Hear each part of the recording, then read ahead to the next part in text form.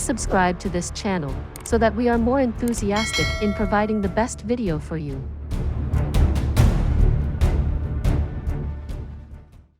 Chapter 471. I can cure this illness. You men go and drink. We women have no reason to join you. Come with me, Xiao Yi. The last part was spoken a bit harshly.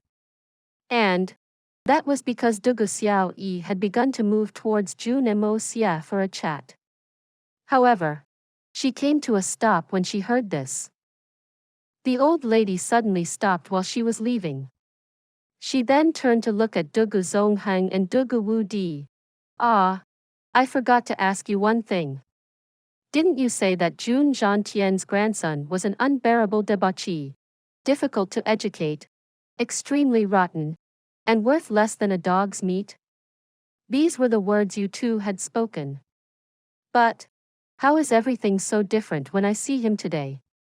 I think this one is much better to behold than those 7 idiots out there. You two will give me a proper explanation for this later. Dugu Zongheng was stunned. Dugu Wu Di was stupefied. Explanation? What explanation? How can we explain? We also want an explanation for Jun Moxie's rapid growth over these few months. But who will explain it to us? He's such a good youngster. He possesses a strong character and doesn't submit to tyranny. He has an unwavering mind, doesn't speak out of place. So, how can he be called a debauchee? Did the two of you deliberately distort the facts for me because you don't think much of the Jun family? Or are you worried about the emperor's opinion? Are the two of you worried that the union of 2 military families through marriage will look suspicious to him? Let me tell you that your narrow-minded fears have messed with my precious granddaughter's marriage. Is my granddaughter's lifelong happiness determined by your likings or fears? In fact, I find this Jun Moxie to be far better than the two of you. And let me tell you that I'm very angry about this matter. I'm not done with this yet. This isn't finished for the two of you. The old lady roared before she finally left. The Dugu father and son looked at each other. They wanted to cry, but couldn't conjure the tears. That army of women slowly retreated. However, the men could still hear the old lady's harsh voice echoing as the women left. It sounded like a battle cry. I don't care how you go about it, but we have to turn this little girl into someone worthy of being a first wife. And as soon as possible. You've spoilt her. What have you been teaching her? She is supposed to behave like a girl from a powerful family. Don't you agree? Would you ever want a girl like this one as the first wife for your own son? I'll leave this matter to the 11 of you. And I personally sweep your bodies outside the family's door if you're not successful at this task. Xiao Yi, why are you frowning, my dear one? Come to Grandma and smile. Don't fear. Leave everything to Grandma. Grandma will fix everything for you. She'll take of everything. The 11 ladies who had been scolded by the old lady a moment ago became silent when they heard this last part. Dugu Zongheng, Dugu Wu Di, and Jun Moxie also felt powerless. She had given a harsh chiding to the ladies on one hand. And she had fiercely protected her granddaughter on the other. How can you teach her anything like this? What can one achieve in their life with this? The 3 men looked at each other in silence. They were quiet for a long time. Old man Dugu Zongheng was the first to react with a shout. Get some fecking wine. Serve it. Serve it. Are you people fecking dead? Hurry up. Dugu Wu Di also jumped into action when he saw his father yelling. He didn't yell himself, but he moved his hands and made a few gestures to help. The table was filled with good food and fine wine in no time. Dugu Chong and the others had also returned with Tang Yuan. Their timing was also good. They were truly well trained. The 11 men sat down around 2 tables. They had initially wanted to merge their tables. But everyone had a big body, except Jun Moxie. In fact, they could be regarded as huge from the standards of an average person. And Fatty Tang was particularly huge. In fact, he took the place of 4 men when he sat down. Everyone was silent. It could be assumed that they wouldn't have been able to move their hands to eat their food if they had sat around the same table. Debauchee drained his cup of wine in a toast and wiped his mouth. Jun brat, it needn't be mentioned that you must take very good care of my precious granddaughter. This man won't leave you alone if you hurt her even a little. Others might be afraid of that old Jun Xie, but this old man isn't. Jun Moxie couldn't even force a smile since he understood this very clearly. These words had been meant in a good way. However, everything coming from the mouths of this family's people sounded like a provocation or a threat. After all, the people of this family could never speak gently. Yes. Jun Moxie, I'll flay your skin if you dare to trouble my daughter. Debauchee raised his glass and clanked it against Jun Moxie's. Then, he looked up and gulped. And the wine disappeared from his glass. Brother-in-law, haha. Brother-in-law. Come and drink. The towering heroes and legends rushed forward and toasted with their wine glasses. Their attitude had made it evident that they wanted to get the pretty boy drunk. Debauchee looked at the youngsters and sighed. He couldn't help speak up in a desolate tone. You boys drink up. I won't accompany you, this old man can only drink 3 glasses now. But I could have drunk 1,000 of these without getting drunk in my youth. I used to be an elegant and towering hero. Debauchee hastily comforted him. Father, you needn't be worried about it. The injury on your lower back is serious. But your injury won't inhibit you once we find that snow ferret's fur. Then, you can also drink as much as you like. The snow ferret's fur, it's easier said than done. That thing is amongst the hardest to find in this world. I've already searched for it for 10 years now, and I still haven't found the slightest of clues in this regard. Capturing a snow ferret is more difficult than getting a level 9 Xian beast's core. It's even rarer than that. Debauchee's enthusiasm was waning. The old grandfather's lower back is injured? What kind of an injury is it? Jun Moxie stared blankly for a second. He then asked in an inquisitive manner. Debauchee stared stumped at first. Then, he recalled that this guy was the same great doctor who had cured Jun Wuyi's legs. So, he couldn't help but look with hope as he said, my father had sustained injuries in battle when he was young. He had injured his meridians. And he hasn't been able to drink properly ever since. In fact, drinking a little extra can often give rise to difficulty in breathing. We still haven't found an effective cure for it. Would you like to examine it? Let me see. Jun Moxie impolitely grabbed Debauchee's left hand. He then extended 2 of his fingers to check the old man's pulse, and initiated the art of unlocking the heaven's fortune. This instantly enabled him to visualize the condition of Debauchee's meridians in his mind. His meridians are fractured and withered. Don't tell me there was no cure to treat this. Jun Moxie contemplated for a long while before he withdrew his hand. He then said, it must have been an arrow wound on his body. It had injured his lungs. It wasn't that serious in the beginning, but it has become a perennial disease over the course of time. So, I fear that the legendary snow ferret's fur will also be a temporary solution only. Ha! It's that serious. Do you have a cure? Dugu Wudi was shocked. It's not that I don't have a cure, it's comparatively difficult. Moreover, it'll require at least half a month of skill and effort. Jun Moxie frowned.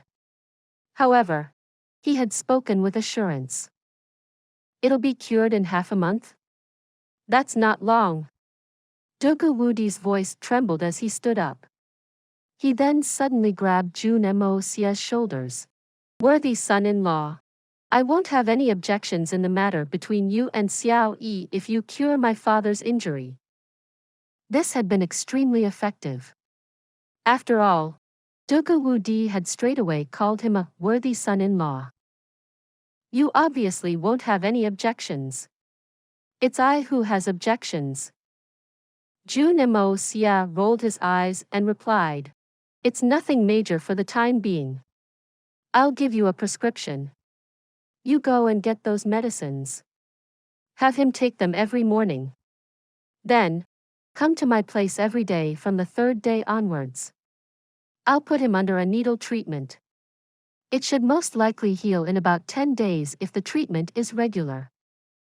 Jun Moxie smiled as he spoke. Then, the young master took a pen and inscribed the prescription. Dugu Wudi took it from him like it was the most treasured gem in the world. In fact, his fingers had trembled with emotion when he had done so.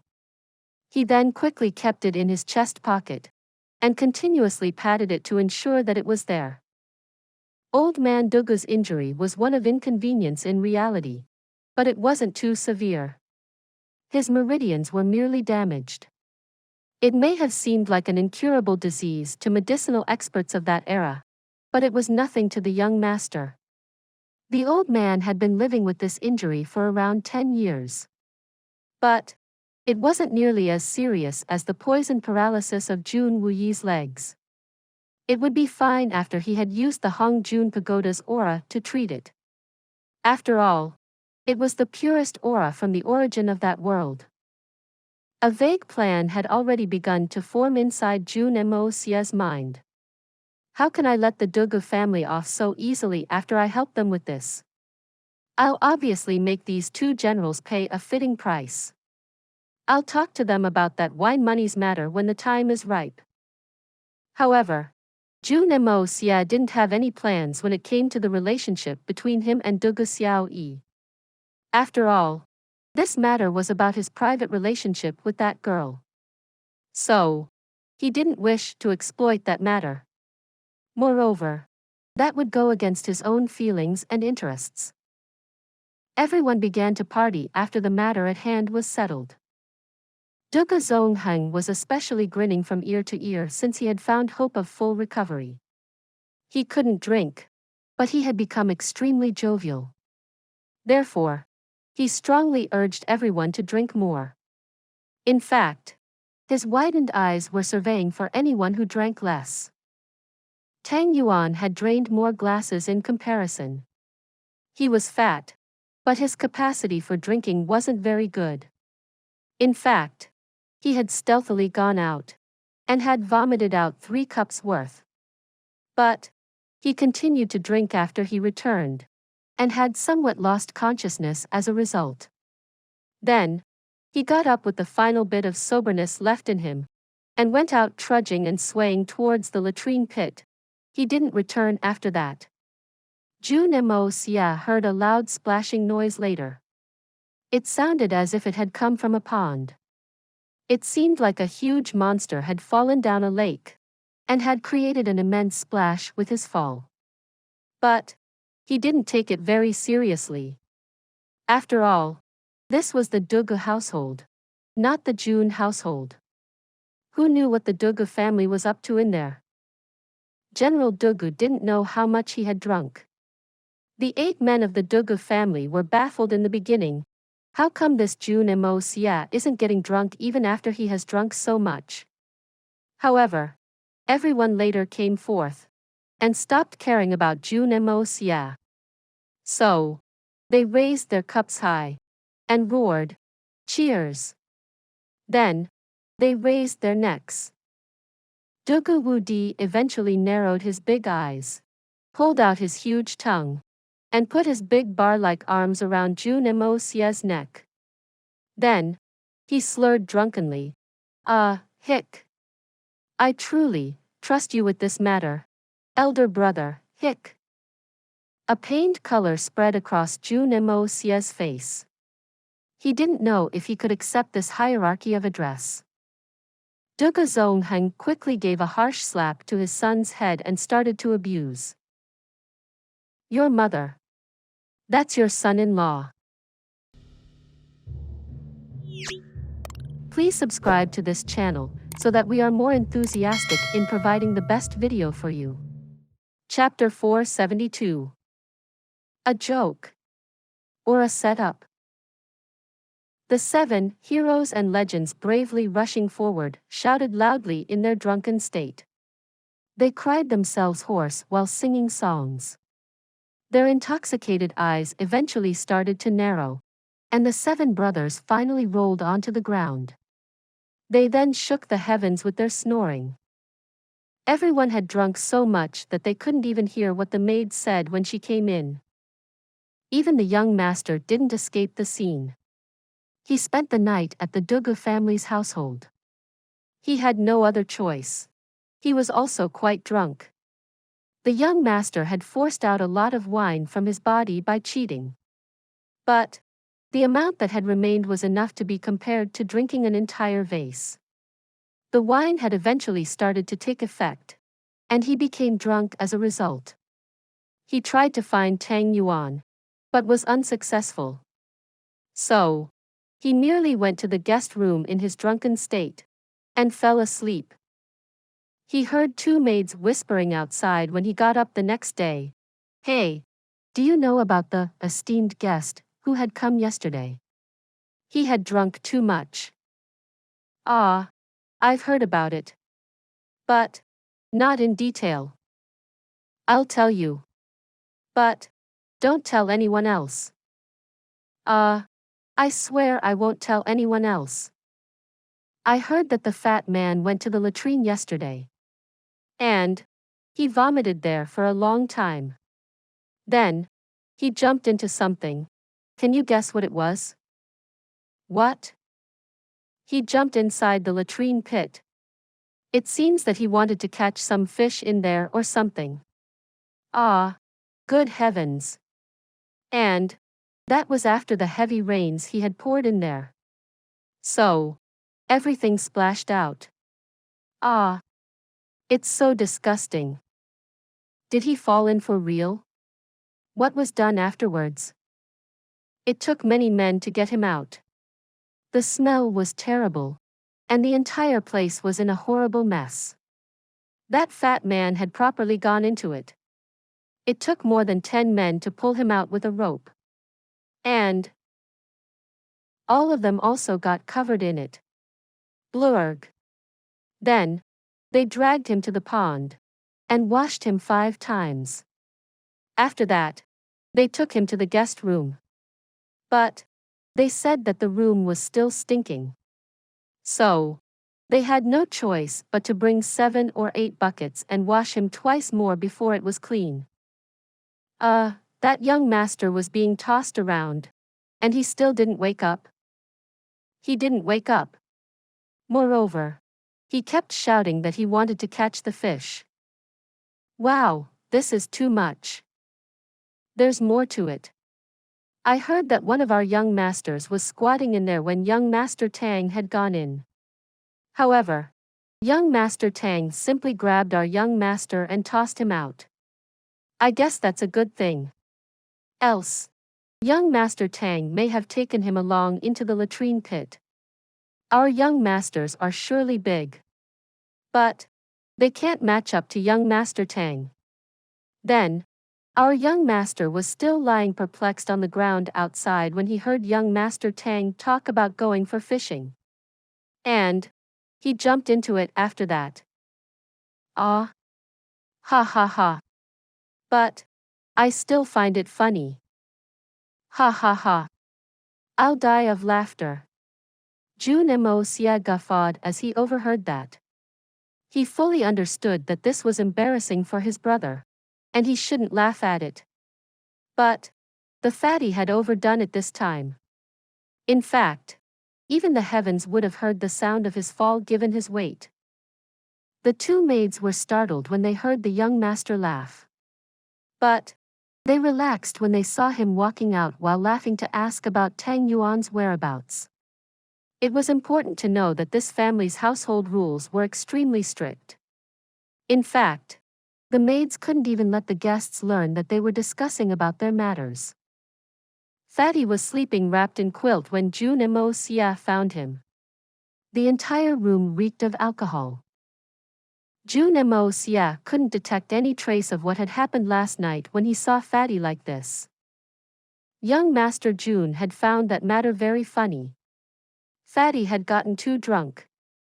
He had then had some more wine, and had run to the latrine pit in order to catch fish. But doubts had suddenly begun to rise within Jun Moxie's mind when he saw Fatty Tang lying down. Tang Yuan may not have been a respectful character. He may be thoughtless, or disappointing, maybe even tacky. But he shouldn't have lost his head to that extent. He may have gotten extremely drunk. But he wasn't weak-minded enough to have gone fishing in the latrine pit. Moreover, what kind of a pit would be big enough to fit Tang Yuan's massive body inside it? Could he have fallen inside it? Moreover, could he have gone that deep into it? It isn't a fecking swimming pool. Jun Moxie didn't know how the other family's latrine pits were designed. However, he knew the Jun family's latrine pits. There were a few pits for the family's members. Some pits were reserved for the guests. And there was a large pit for the family's guards. The pit for the guards was fairly huge and low quality. However, the other pits were high-quality setups. So, there was no chance that someone could accidentally fall into it. Moreover, one had to reckon Tang Yuan's body size. And young Master Jun estimated that the fatty would have had to put in a fair amount of struggle to make his way in. Moreover, he still wouldn't have been able to fit his entire body into it. Therefore, the issue was, how could Tang Yuan fall inside? And the sole explanation was it planned? Jun Moxie gently tapped into Tang Yuan's qi stream, and carefully examined his whole body. But he couldn't see anything peculiar. So he stood up and muttered for a while. He then walked out and lazily gestured to the guards. "Take me to where I was drinking last night." The guard was in front of the family's future son-in-law. So he didn't dare to ignore. And he took Jun Moxie to the place where they were drinking last night. The mess had been cleaned up long ago. But the faint smell of alcohol still hadn't dissipated from the surroundings. Jun Moxie went to the place where Tang Yuan had been seated the previous night. However, Fatty's special seat had been taken away by now. The young master then asked, "How many toilets are there around this place?" The guard was stumped for a second. "There are a few around here. The others are further away." "Take me there. I want to see them." Jun Moxie waved his hand. The guard was extremely astonished by this. He thought, this future son-in-law is very strange. Everyone has visited the rock gardens and similar places before. But this is the first time someone is visiting the toilets. However, the guest had made a request. Moreover, this youngster was no other than the family's future son-in-law. So he didn't have any choice but to agree. He then took the young master there. Doubts continued to arise in Jun Moxie's mind as he saw 3 toilets in succession. There wasn't a trace in those 3 toilets. However, these were only 3 of the toilets in this area. So, where was the one Tang Yuan had used? Are there any other toilets here? Jun Moxie pensively asked in a faint tone. There are more. But they're a bit far off. And that place is used by a lot of people. So it's unbearably filthy. The guard felt an indescribable touch of chill. This young Master Jun is very strange. An ordinary person would hold their nose in such places.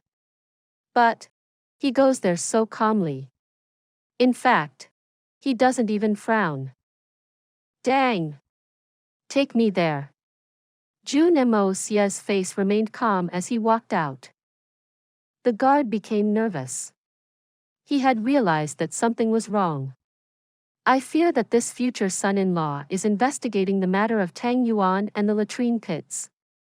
So, he led Jun Moxie to the scene of the incident. But he gave a meaningful look to several guards along the way. He had bid them to bring the young masters and the lord. After all, this could be a big deal. Jun Moxie paid no attention to it. Let him spread the news. After all, it's important that this matter is reported to the Dugu family. So, this man is only saving my time by doing this. Jun Moxie moved his hands to his back as he arrived at the latrine, which was the scene of the previous night's incident. He then attentively looked around. It must have happened here. There's a deep pit after a few steps. However, there's a small protrusion of about 40-50 centimeters at the edge of the stairs. This ought to be here to ensure that no one would fall drunk inside. In fact, this would even prevent the kids from falling inside. I must say that the Dugu family has done an efficient job. But how did Tang Yuan fall inside? There was still a pond somewhat far away. But it was slightly frozen because of the winter. Jun Moxie's expression continued to become colder as he looked around. Eventually, he snorted and stepped out.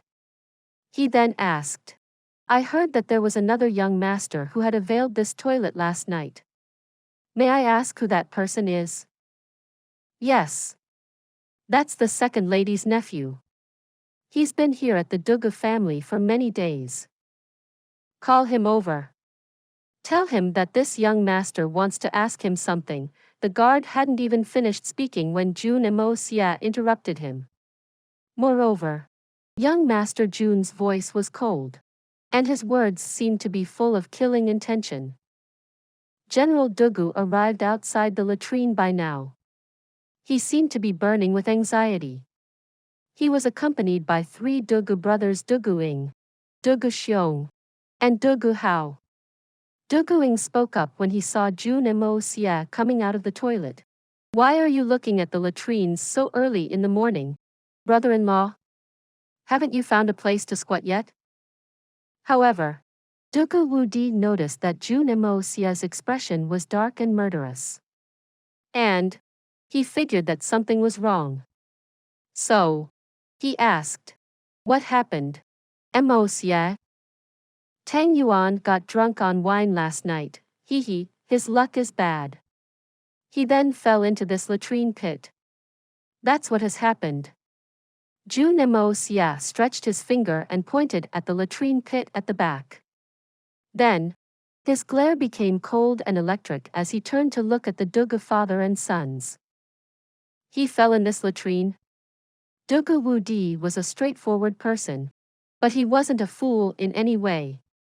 How could he have become a renowned general if he were? His mind worked quickly, and he understood the matter.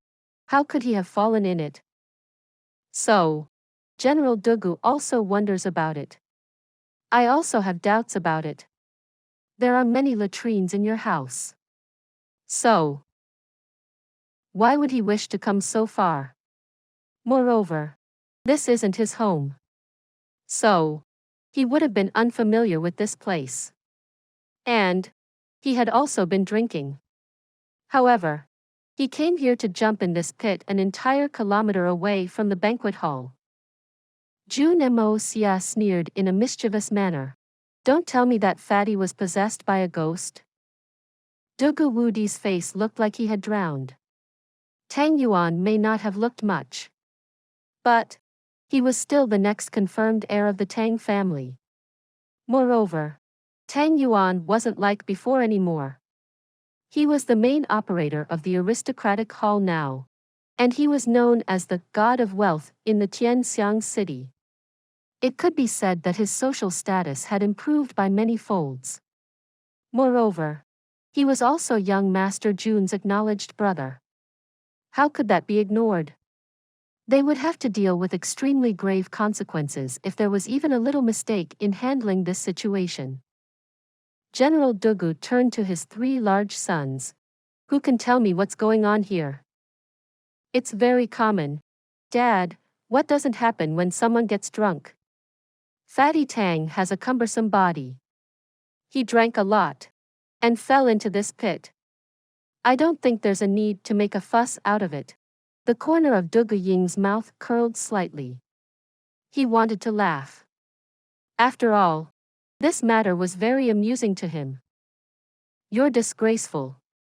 You want to laugh? Don't you have any brains? Does your brain have fungus in it? Dugu Wudi nearly vomited blood at his son out of anger. It's not worth fussing about. Don't you see that your brother-in-law is nearly ready to go on a killing spree? Oh, and then there's Tang Yuan's cumbersome body. Do you think he would have run a kilometer after having so much to drink? I've heard that there's another young master here. Jun Moxie narrowed his eyes and smiled. However, he had unexpectedly spoken up very gently, and he was squatting in the same toilet with Tang Yuan for some reason. I would like to see this person. Please subscribe to this channel so that we are more enthusiastic in providing the best video for you. Chapter 473. No one can insult my brother. Dugu Wudi's expression became pained. That young master was his second wife's nephew. And he hailed from the Huang family of the Golden East City. The Huang family was also considered to be somewhat of a Xian family. But it was still far beneath the great families like the Jun and the Dugu families. That young master had overestimated the Huang family's prestige and had come here with an odd request. Even the second lady didn't know how to handle him. So she went straight to Dugu Zonghang and old lady Dugu behind Dugu Wudi's back. However, both of them had refused him on the spot. This was because his family was an unsuitable match. Moreover, he himself was a worthless man. In fact, Dugu Zonghang had said, "What? This little shrimp has come to our Dugu family to seek a marriage? We might as well marry her off to Jun Moxie. After all, at least the Jun brat's family status is good." However, that youngster was very thick-skinned. And he made use of his aunt's status in the Dugu family after he was rejected by the old couple. He wanted to wait until Dugu Xiaoyi had returned since he wished to ask her opinions on this matter. After all, those two had played together in childhood. In fact, they had grown up as childhood sweethearts. The two of them hadn't had any connection for many years. But they still had that childhood connection as an emotional foundation. Then, he heard that the Dugu family had once rejected the imperial family's proposal for marriage. So, it seemed to him that the Dugu family was looking for a good family for their girl, and weren't very particular about status of the family. Moreover, he heard that the young girl had fallen for Jun Moxie, a thorough hoodlum and debauchee. And the entire Dugu family was against this. So, this youngster's heart became even more elated. Therefore, he shamelessly waited for Dugu Xiaoyi to return. The second lady had beseeched Dugu Wudi when it came to this. So, General Dugu hadn't paid much attention and it came to the matter of giving shelter to this youngster. After all, the Dugu family was big, and could take care of the food and lodging of many people. However, the matter of Dugu Xiaoyi's marriage came up again very recently. Moreover, it could be said that her nuptials had been fixed with Jun Moxie. Therefore, Dugu Wudi had obviously started to find the presence of his wife's nephew somewhat irksome. After all, it would be terrible if something bad happened at this stage. The general had been planning to send that youngster back for a few days. But he had never expected Jun Moxie to spit that name at this moment. This was the Dugu family's household, not the Jun family's. But Jun Moxie had still spoken these words. So, this meant that he was extremely certain about this matter. Moreover, it seemed that he had the means to determine that it was that other young master who had done this. The Dugu family's reputation would melt like candle wax if this turned out to be true. After all, that woman from the Huang family was Dugu Wudi's second wife. She wasn't some common concubine either. She had come here with a proper wedding procession. She certainly wasn't his first wife, but she was still considered his wife nonetheless. However, Jun Moxie's current expression made it seem as if he wouldn't care about the Dugu family's reputation if this turned out to be true. In fact, it seemed that he wouldn't be appeased even if the entire family were to kneel in front of him. When has this youngster Jun Moxie ever shown care for human life? That little bastard. He has created such a big trouble for me. Dugu Wudi spoke those words in resentment. He was extremely annoyed. Why didn't I send him back earlier? I shouldn't have listened that woman's blabbing. Dang it! Isn't this a disaster? And that woman has brought this upon us. Her love for her nephew has brought us to the gates of hell. Can you provoke this brat Jun Moxie? He'll slaughter everyone in your family by merely looking at them. In fact, your insignificant Huang family can't even provoke that Tang Yuan. And it doesn't even matter if he's a member of Tian Xiang's Tang family. He himself is enough to deal with you people. After all, he can simply put a bounty on your heads to have you guys killed. You've got some guts. Everyone present was either embarrassed or at their wits' end. However, the three Dugu brothers' case was slightly different since they had thoughtlessly folded their arms and were waiting to watch the drama with indifferent expressions. Dugu Wudi quietly beckoned a guard. He then ordered him to find the old man Dugu and request him to come over. After all, Dugu Wudi knew that he wouldn't be able to stop his good son-in-law if Jun Moxie went mad. That young master was finally brought swaying to the end of the path under everyone's watchful gaze. He had been smiling wholeheartedly as he came over. But he looked stumped for a moment when he saw that everyone was standing in front of the latrine. However, he reinstated his composed appearance very quickly. Jun Moxie's drooping eyes moved slightly as he looked at that not-a-Dugu young master in the distance. Young Master Jun's eyes were like binoculars, and he could easily see the other young master's expressions even when he was over 30 feet away. In fact, Jun Moxie could see each bit of his face very clearly. That included the flash of alarm on his face and the panic in his eyes. Moreover, young Master Jun had also seen how that youngster's open palms had turned into closed fists as he walked towards them in a cautious manner. Also, the twitching of his neck's muscles had given away how stiff he had become when he had seen everyone. Right. It should be this youngster's doing. That's ample evidence. Are you looking for me, uncle? That youngster had finally arrived close. He respectfully and cautiously walked towards Dugu Wudi. His figure was slim and straight. He looked elegant and handsome at first glance. But his eyes drooped, and his expression was evil. Moreover, his lips looked cruel, thin, and merciless. Moreover, He had a very perverted expression on his face. I'm not looking for you, young Master Jun is. Debauchee calmly turned his face to look at Jun Moxie. You will give honest replies to any questions the young Master Jun has for you. Is that understood? Young Master Jun. Young Master Jun Moxie. That young master quickly looked at Jun Moxie and nodded. He then smiled and spoke.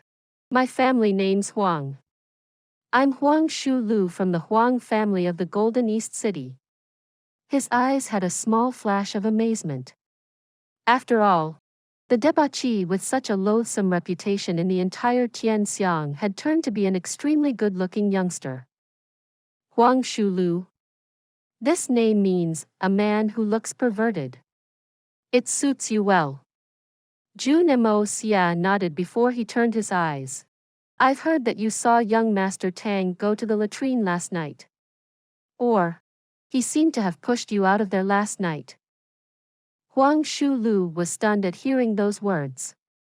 He said, yes. That mishap had happened last night. I still have lingering fears from it. But, what is young Master Jun getting at? I'm not getting at anything. I only wish to ask where you saw young Master Tang last night. Was it on the path? Or was it inside the latrine? Jun Moxie smiled gently and asked.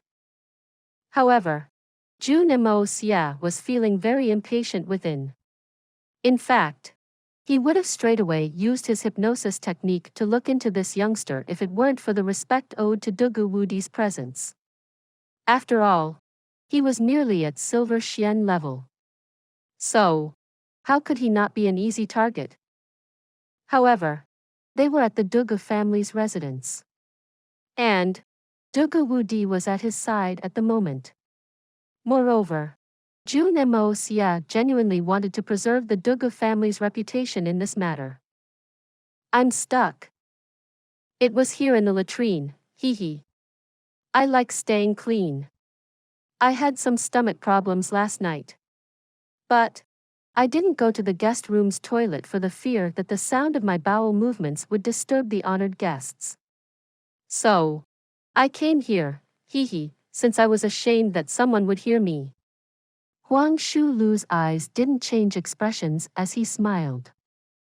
Is that so? But, I must ask you take note, young Master Huang. I had only asked you where you had seen Tang Yuan. I never asked you why you had come so far to relieve yourself. Jun Moxie looked at him with a cold glare, and slowly attacked him by surmounting pressure. Please answer my question. I had come here and squatted down when he suddenly burst in. He then grabbed my neck and threw me out. I got so scared that I jumped with fright. Hee. Huang Shu Lu laughed and spoke smilingly. I'm sure that everyone can understand how bad a situation I was in. After all, I had barely dropped my pants when I was suddenly picked up. It had scared me so much that I nearly got a diarrhea. Hee. He laughed twice at first. Then, he realized that no one else had found it funny. So, he awkwardly stopped laughing. After that, Jun Moxie asked in an unfeeling tone. I reacted to it after that, and saw that it was young Master Tang. So, I started to beg for forgiveness. I said, please wait a moment, young Master Tang. Let me pull my trousers. Hee.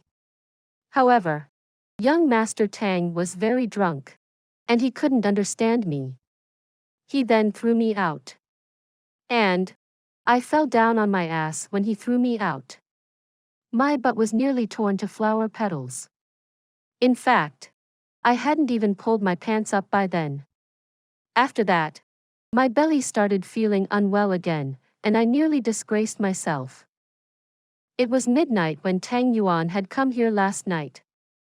And, there were no stars or moon in the sky. So, the visibility must have been very low. Moreover, You had come to the latrine and were caught off guard by his actions. So, it must have been even more difficult to see. And this is particularly true when your neck was held like that. After all, your head must have been facing downwards at the time. So, how were you able to see that it was Tang Yuan? Do you even know Tang Yuan in person? Moreover, it seems that your Xian strength is at the silver Xian level. Tang Yuan is big in size, but his strength is meager. How is it possible that he was able to throw you out so easily? Jun Moxie ignored him and continued to speak in a grim way. Obviously. But I had seen young Master Tang when he had come. So, how could I dare to resist him? Huang Shulu looked away as he hastily replied. But the Dugu family had only invited me last night. Only Jun Moxie.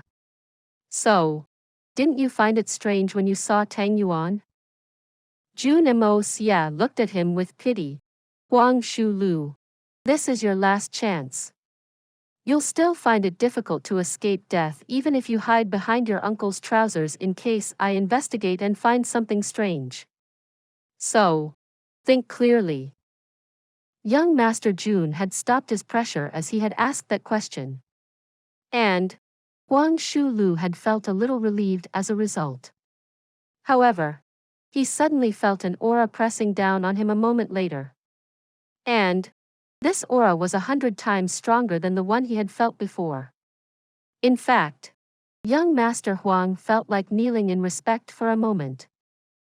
I really saw him there. I'm telling the truth. Huang Shulu felt that his head would burst from the chaos in his mind due to Jun Moxie's pressure. He was drenched in cold sweat now. He wanted to give explanations in his defense. But how could his mere silver Xian strength ever compare to Jun Moxie's? He had been calm a moment ago. But Jun Moxie's imposing aura had drawn his mind into chaos by now. Consequently, he got panicky and couldn't come up with words. I can testify with my character, and I'm sure that uncle and the others can also testify for me. Moreover, how could I have pushed him down that pit? The three Dugu brothers also sighed when they heard. Even they had found these words fishy. After all, Jun Moxie had never asked how Tang Yuan had fallen into the pit. But that man had replied, how could I have pushed him down the pit? Wasn't that a confession? Now what? Jun Moxie looked at Dugu Wudi. Dugu Wudi sighed and closed his eyes at first. He then spoke up after a long while. Jun Moxie, he's still my nephew. Can you at least leave some honor for my sake? But he has insulted my brother. Jun Moxie coldly interrupted his future father-in-law. And no one in this world can insult my brother. Please subscribe to this channel so that we are more enthusiastic in providing the best video for you. Chapter 474. A Despicable Conspiracy. Jun Moxie's tall body was straight, and his face had a sneer as he set his gaze on Dugu Wudi. Don't say that I must do this for the Dugu family's reputation. In fact, I won't even do it even it was the emperor's request. I won't save anyone's face now. In fact, I can't do it. Dugu Wudi's lips squirmed. He felt very exhausted. You can't do it? Can't even young Master Tang do it? I request you to not speak of it. You and my third uncle are friends for life and death. So, I only ask you this: what would you do if you went out with my third uncle and someone pushed him into a dung pit? Jun Moxie asked coldly. Feck that. Who'll dare to do it? I'll destroy his entire family. Dugu Wudi became enraged. Who dares to mess with my third younger brother?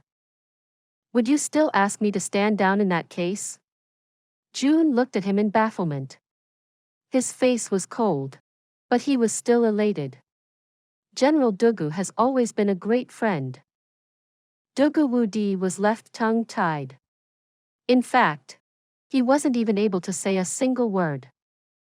Honestly, I would also feel the same way if I were in his shoes. Jun Moxie turned his knife-like glare towards Huang Shulu. Moreover, he must have had a reason since he has done this. Don't tell me that you don't want to know what that is. No. I didn't do it. Why are you arbitrarily saying that I did it? Tang Yuan had fallen inside the pit due to his own carelessness. How does it involve me? Why are you levying these accusations against me? Huang Shulu suddenly jumped up. His spit was flying everywhere. After all, he knew that his Huang family couldn't provoke the Dugu family, or the Jun family, or even the Tang family. This meant that he would be done for if he sat on those charges. In fact, his entire family could face the danger of being destroyed. Jun Moxie reached out with his hand and pressed Huang Shulu's head. Jun Moxie's movements were dull and slow. And Huang Shulu had clearly seen Jun Moxie's hand approaching, but he couldn't have avoided it even if he had wanted to. He looked stumped at Jun Moxie's right hand on his head. He then felt an abundance of powerful and hard-to-resist surge of energy seeping into his body. This energy then took control of each part of his body. In fact, he couldn't even close his eyes of his own desire if he wanted to. Then, he heard Jun Moxie's voice echo in his ears. Open your eyes. And look at me. Huang Shulu couldn't help but open his eyes and see. However, he only saw a pair of eyes right in front of his own. Then, these eyes squinted and slowly turned into pools of inviolable depths. He suddenly started to feel a subtle sense of drowsiness. And everything started to seem like a dream to him. Huang Shulu did his utmost to struggle, but only to find that the two deep pool-like eyes had somehow turned into vast and starry skies by now. The brightest of starry skies, the most brilliant of starry skies. That cluster of stars glittered as he felt himself floating. He felt that he was lost in the boundless sky, and had no goal or direction to look towards. Then, he heard an exceptionally mild and amiable voice. However, the voice seemed quite unclear and remote. In fact, it resembled an extremely warm lullaby. It unexpectedly made him relax. In fact, it made him lower his guard. This voice in his ear made him feel as secure as he used when he would lie down on his mother's lap in his childhood days.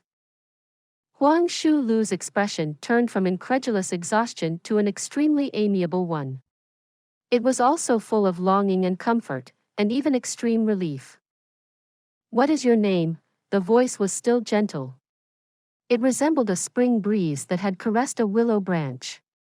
But the fragrance of flowers was still lingering in the wind. It was similar to a mother's whisper, or loved one's consolation. Huang Shulu. Huang Shulu's face had a pleased, relieved, and gentle smile on it. What were you doing last night? Jun Moxie asked gently. Some of the Dugu family's people were standing beside him. And all of them had a look of extreme astonishment on their faces. There's such a terrible method in this world which can control a person's mind. A person will delightfully reveal his deepest secrets under the effect of this technique. This is unbelievable. Last night. Huang Shulu's gentle expression suddenly turned somewhat sinister and somewhat pained. I was at the Dugu family's residence last night. And I heard that they were hosting their future son-in-law last night. Dang it. Oh. What does that have to do with you? And what did you do about it? Huang Shulu's expression became increasingly pained. I should be the future son-in-law of the Dugu family. I've been longing for Dugu Xiaoyi for 6 long years. She has grown up. But her sight hasn't matured to see the truth of men. So she settled on an incomparably horrible and loathsome trash of a debauchee. But how can I admit defeat to him? Moreover, our Huang family isn't very powerful. And it's been bullied over and over again since long now. In fact, it would have been destroyed if it weren't for our status of being related to the Dugu family. But my Huang family can live without any worries if everything goes right between me and Dugu Xiaoyi. After all, we can't get closer to the Dugu family with just my aunt. But it would be different if I become Dugu Xiaoyi's husband. In fact, it can be considered more than a step closer. He chuckled twice with pride while speaking this. Everyone became quiet. He has longed for her for 6 years. She's only 16.5 years old right now. This means that he has been after Xiao Yi ever since she was 10 years old. That's too early. I had heard that the Dugu family had rejected a proposal from the imperial family. So I quickly rushed over to look for her parents. Anyway, the Dugu family didn't seem very pleased with the Jun family's heir either. However, I Huang Shulu am also considered a bright youngster of my generation. And our families are already related. So thing could turn out bright as long as my aunt would sweetly persuade Xiao Yi's parents. But I had never expected that they would refuse so plainly. Moreover, they even hosted their future son-in-law in front of me. Everyone grunted one after the other as they came to understand the matter. Dugu Zongheng had also been informed of the situation. So he had also rushed over by now while bustling with energy. But his face became purple with anger when he heard that youngster speak those words. So he moved forward to slap him. Jun Moxie lightly shook his head and waved his hand in order to indicate to the old man to not act recklessly or alarm his quarry. Oh, hosted the future son-in-law. So what did you do? Jun Moxie's voice became increasingly gentle. What did I do? What could I do? Hee. I couldn't stand it. I could hear them drinking and shouting loudly. They were making so much noise that I couldn't even sleep. So I quietly went to see what this legendary new son-in-law of the Dugu family looks like. Then an extremely fat man came out staggering from the doorway by the time I reached there. He grabbed me and told me to take him to the toilet. What kind of an insect did that fatty take me to be? He had drunk so much that he couldn't even open his eyes to see my elegant self. He was as blind as a bat. I asked him who he was. And that fatty replied, Jun. This made me even angrier. It seemed to me like he was the future son-in-law. I had believed that the Dugu family was looking for a good son-in-law. But he was an extremely obese thing. Compared to me. Nah.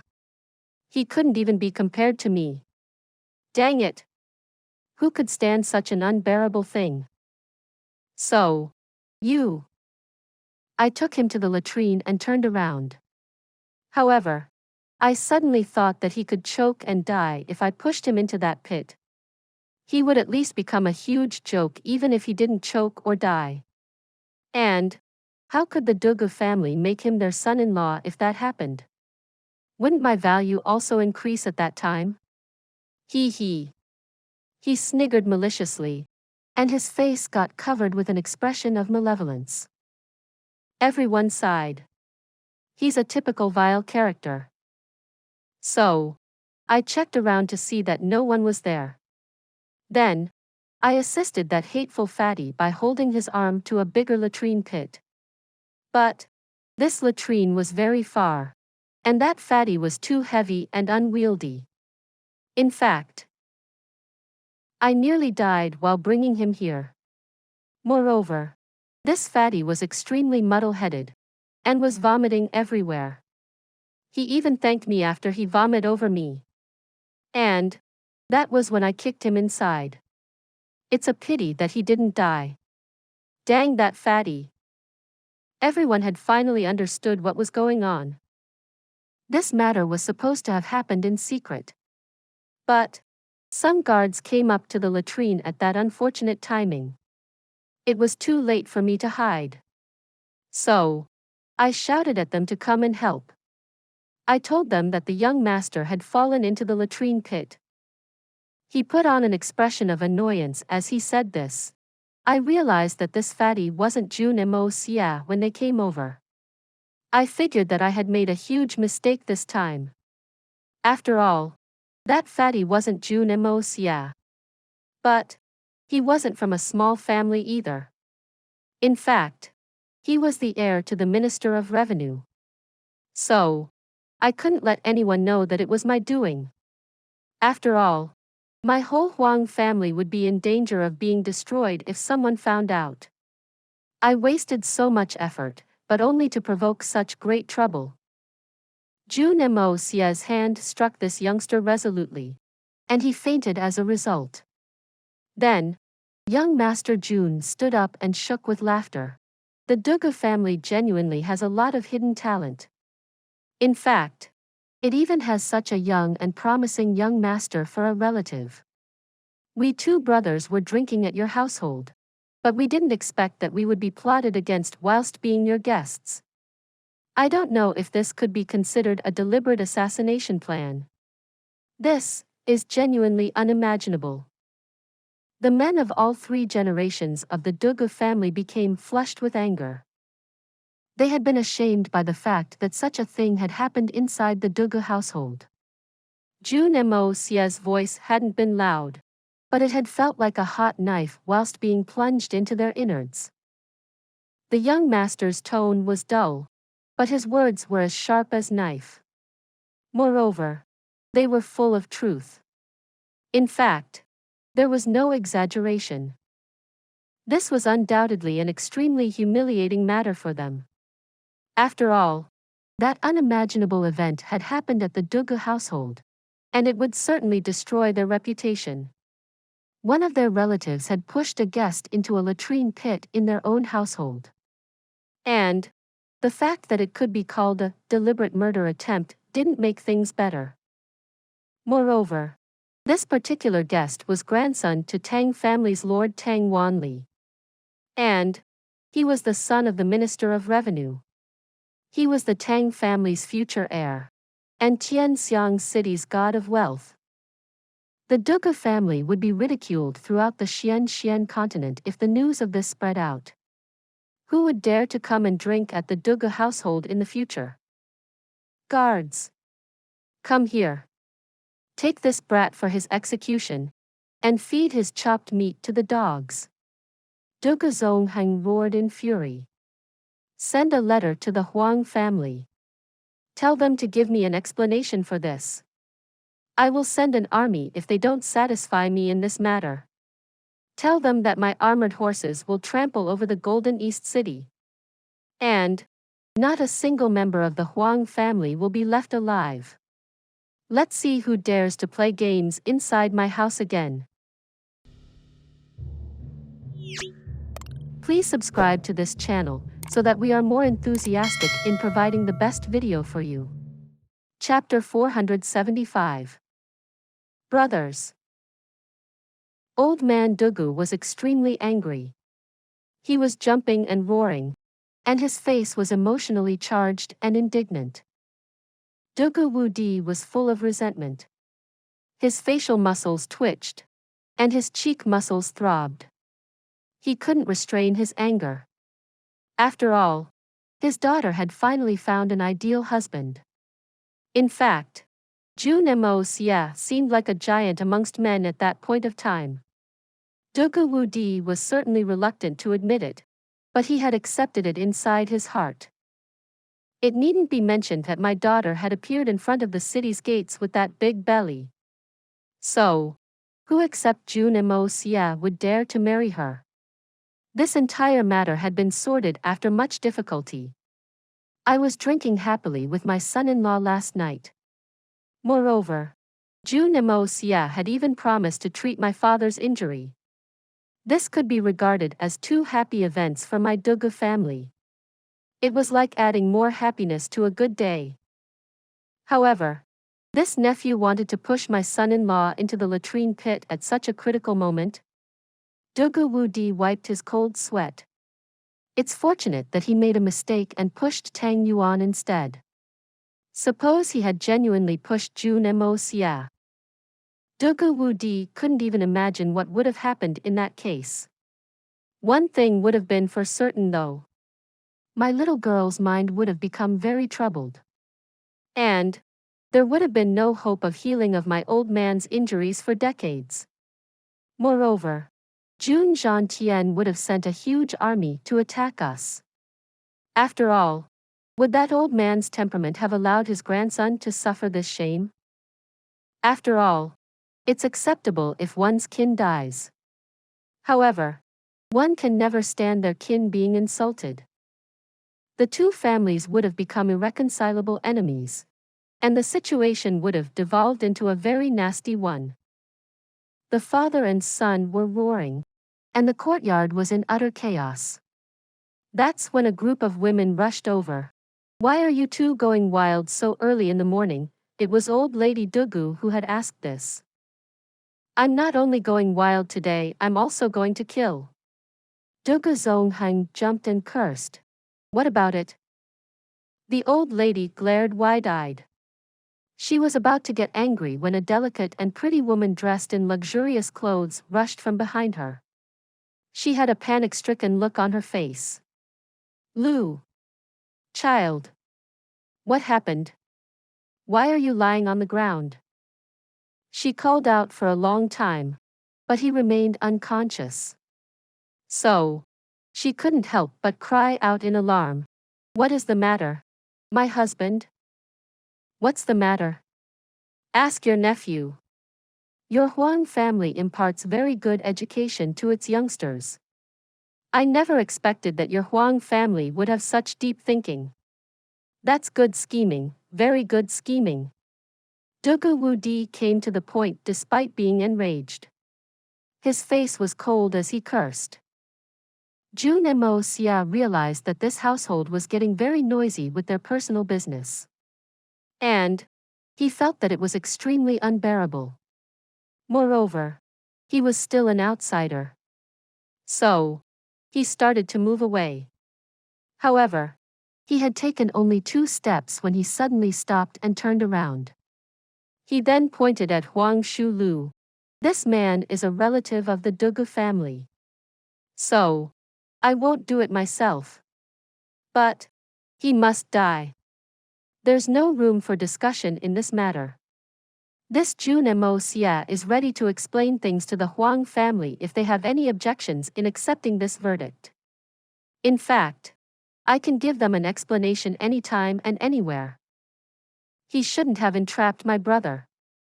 I don't care what wrongs he has done before.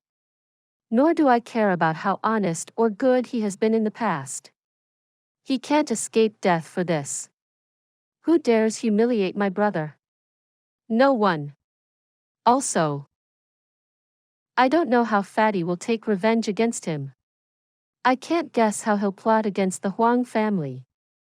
But I will lend him my unconditional support." His voice was awe-inspiring, cold, and grim. His sounded like a supreme monarch who had declared the verdict for execution.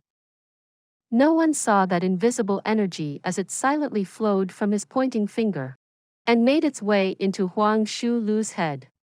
He had effectively ensured that this youngster wouldn't see another day even if the Dugu family decided to make some secret plans.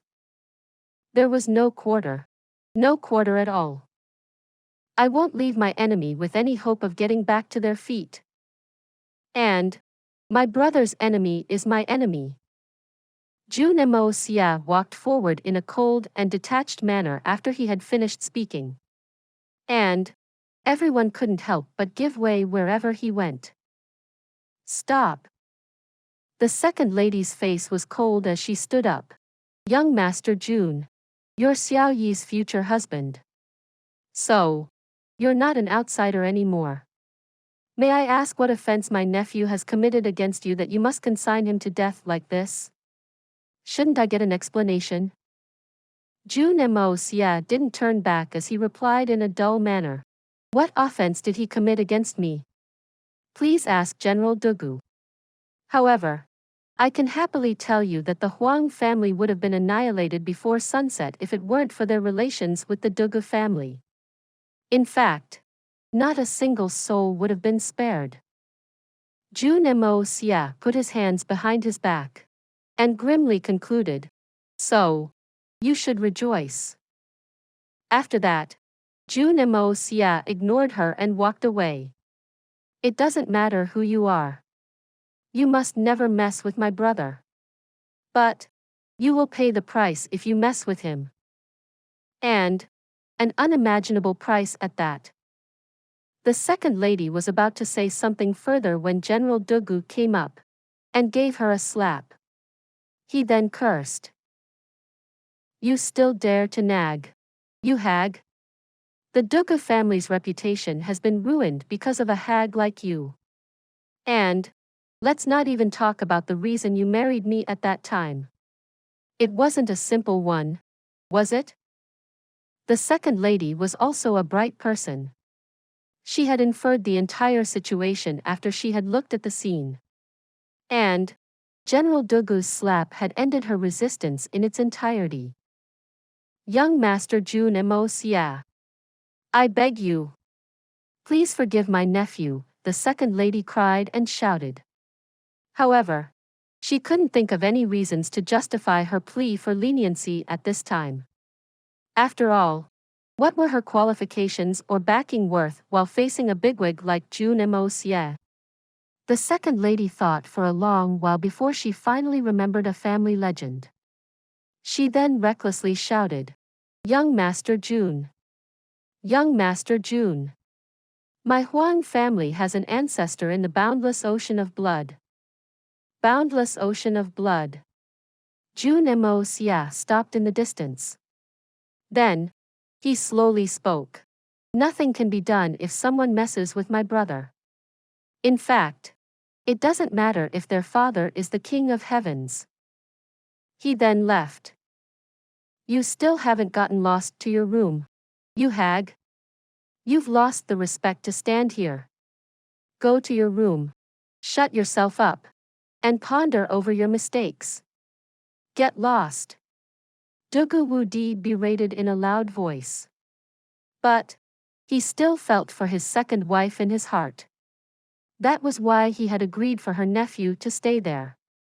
That's why he had overlooked when she had bypassed him and had gone directly to his parents the last time. But who could have endured such a chaotic and huge matter? Dugu Zongheng's face also became dark. He suddenly howled at his son. You brat, you're also a bastard. You can't even take care of your woman. She still weeps uncontrollably. What a scandal. Dugu Hao. Quickly take your mother to her room. You're still pestering here. You bastard Wudi. Why haven't you gone to check on Tang Yuan? The old man stamped his feet after he spoke those words. Dugu Wudi instantly came to his senses. After all, the key to this matter wasn't Jun Moxie or the Dugu family. The key was Tang Yuan. Jun Moxie's first priority was Tang Yuan's reputation. And he would consider the Dugu family second. After all, they were future in-laws now. So, this family would keep his matters a secret until they could sit and resolve them at a later date. However, Tang Yuan was the key. The Dugu family would be extremely lucky if this matter was covered up. But they needed to ensure that this matter didn't become public in case it wasn't covered up in its entirety. After all, The consequences would be dire if this matter reached old man Tang's ears. Therefore, Dugu Wudi quickly complied and hurriedly rushed after Jun Moxie to catch up with him. But this matter had made this father and son duo realize something very clearly. The news of Jun Moxie killing Kong Lingyang and Mei Gao Jia had reached them a while ago. And old man Dugu Zongheng had then said, "This Jun Moxie is vicious and merciless. He can kill without a thought once he has decided to do something. And no man must ever mess with him, or his woman, or his family." It was clear that Jun Moxie's family and woman were his soft spots. And one would have to face the wrath of the heavens if they ever dared to attack the dragon's soft spot. However, they had realized another thing after they had witnessed today's matter. No one must mess with his brother apart from his family and woman, especially the brother he had acknowledged. After all, he had created such a massive uproar at his future in-law's place for the sake of his brother, even though he had drunk wine with them last night. In fact, it had seemed that he wouldn't leave the Dugu family with a shred of honor. However, it was a pity that this father and son duo had neglected another aspect. And it was a very important aspect. It was possible that these two had grossly overestimated their family's influence. The young master had agreed to not pursue this matter any further. But would the fatty also agree to do the same? Money could enslave demons. It could also act as God. In fact, money was omnipotent in many cases. Fatty Tang was the new god of wealth in Tianxiang City. And how could this aspect be taken lightly? Old man Dugu looked at the 6 of his grandsons that remained there. He then gave a long sigh and spoke in a low voice. "I've invested most of my heart in this matter regarding Xiao Yi. This old man will be very relieved if Jun Moxie ever recognizes you kids as his brothers." Dugu Zongheng's voice had been very low when he had spoken those words. And the 6 brothers hadn't been able to hear him properly. Therefore, they picked their ears and looked sideways as they asked, "What? Grandfather, what did you say?" "Nothing. Just chop up this brat and feed him to the dogs. I feel annoyed when I look at him." Dugu Zongheng felt his interest somewhat waning. He couldn't even get angry after having witnessed the chaos Jun Moxie had wreaked. This is what a real man should be like. He doesn't even fear the heavens for his brother's sake. This is a real man. A real and loyal man. Dugu Zongheng recalled what Jun Moxie had said last. "Boundless ocean of blood? Nothing can be done if someone messes with my brother. In fact, it doesn't matter if their father is the king of heavens. He's an arrogant brat. But he's a great brat in truth. How did I take him to a debauchee in the past?" The old man shook his head. "Had I lost my mind? Grandfather, do we kill him for real?" Dugu Jia bitterly raised his face and asked. He was the closest to Dugu Hao, and he was also comparatively well acquainted with his cousin. Consequently, he couldn't bring himself to do it. "Kill him. And do it quickly." Dugu Zongheng's eyes became fierce. He spoke up in a serious tone.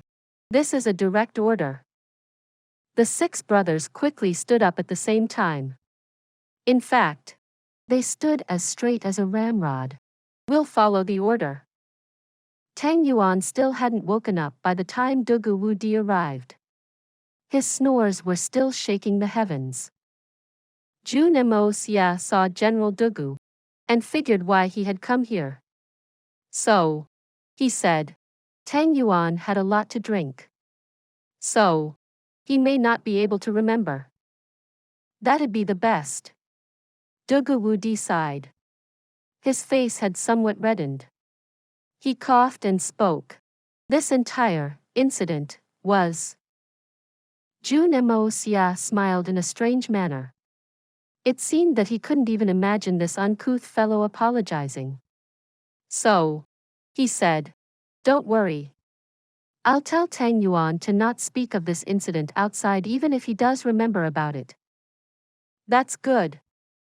Dugu Wu Di wiped his sweat. Then, he thought of something and asked, don't tell me that Tang Yuan doesn't even know what happened. Did you find it out yourself? Tang Yuan didn't look for you to complain about it? Brothers are precious to the heart.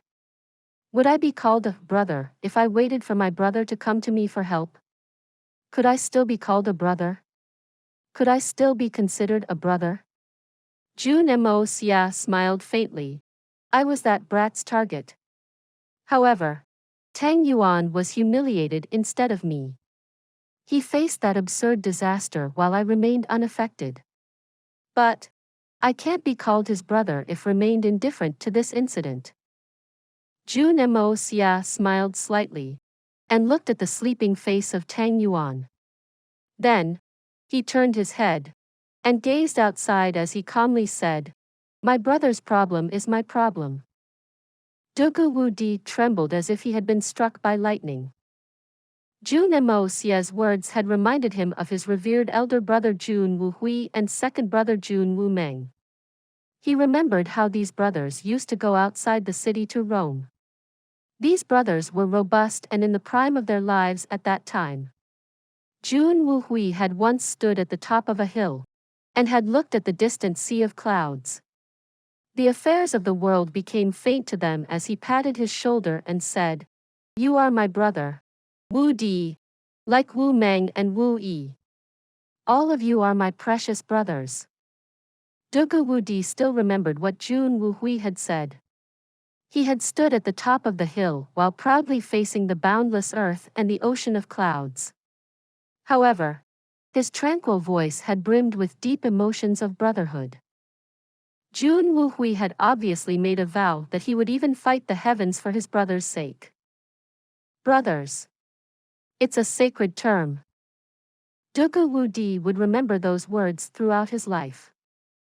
However, Jun Moxie had spoken those words with the same tranquil tone and resolute attitude of Jun Wu Hui's.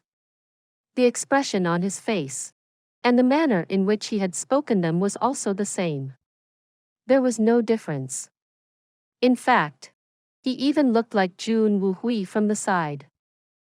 Even the expression in his eyes was the same. Brothers. My brother's problem is my problem. You are my brother, Wu Di, like Wu Meng and Wu Yi. All of you are my precious brothers. These words by Jun Wu Hui would echo in his heart forever. Jun Moxie acted recklessly for his brother's sake. He didn't even care about provoking a huge monster like our Dugu family. But, what have I done for my brother? What did I do when I knew that my brother had died? When he had died wrongly after being entrapped? Dugu Wu Di's throat started to choke. He couldn't even breathe. A strong fit of emotion was rising within him. He coughed with difficulty and suddenly ran out while covering his mouth. He had even covered his eyes. He had rushed out blind. He didn't say anything. He had nothing to say. He returned to his room and looked at the private memorial tablet he had set up in Jun Wu Hui's memory. Dugu Wu Di continued to look at the ice-cold tablet for a very long time. His fingers trembled as he said in a quivering voice, Elder brother. Elder brother. I miss you, this little brother can't. Tears started to flow from his eyes. He then lay on the ground and burst out crying. Please subscribe to this channel so that we are more enthusiastic in providing the best video for you. Chapter 476. Only blood is capable of washing away this humiliation. It was time for the midday meal when Tang Yuan woke up. Tang Yuan opened his eyes wide and crawled up to stand. He then roared, Dang you mother father. I'm your grandpa. You brats have got some guts to be messing with Grandpa Tang. Wait and see what Grandpa Tang does. He had started to curse on one hand. But he had clutched his head and groaned on the other. His hangover was extremely painful. Even his big skull was finding it hard to endure.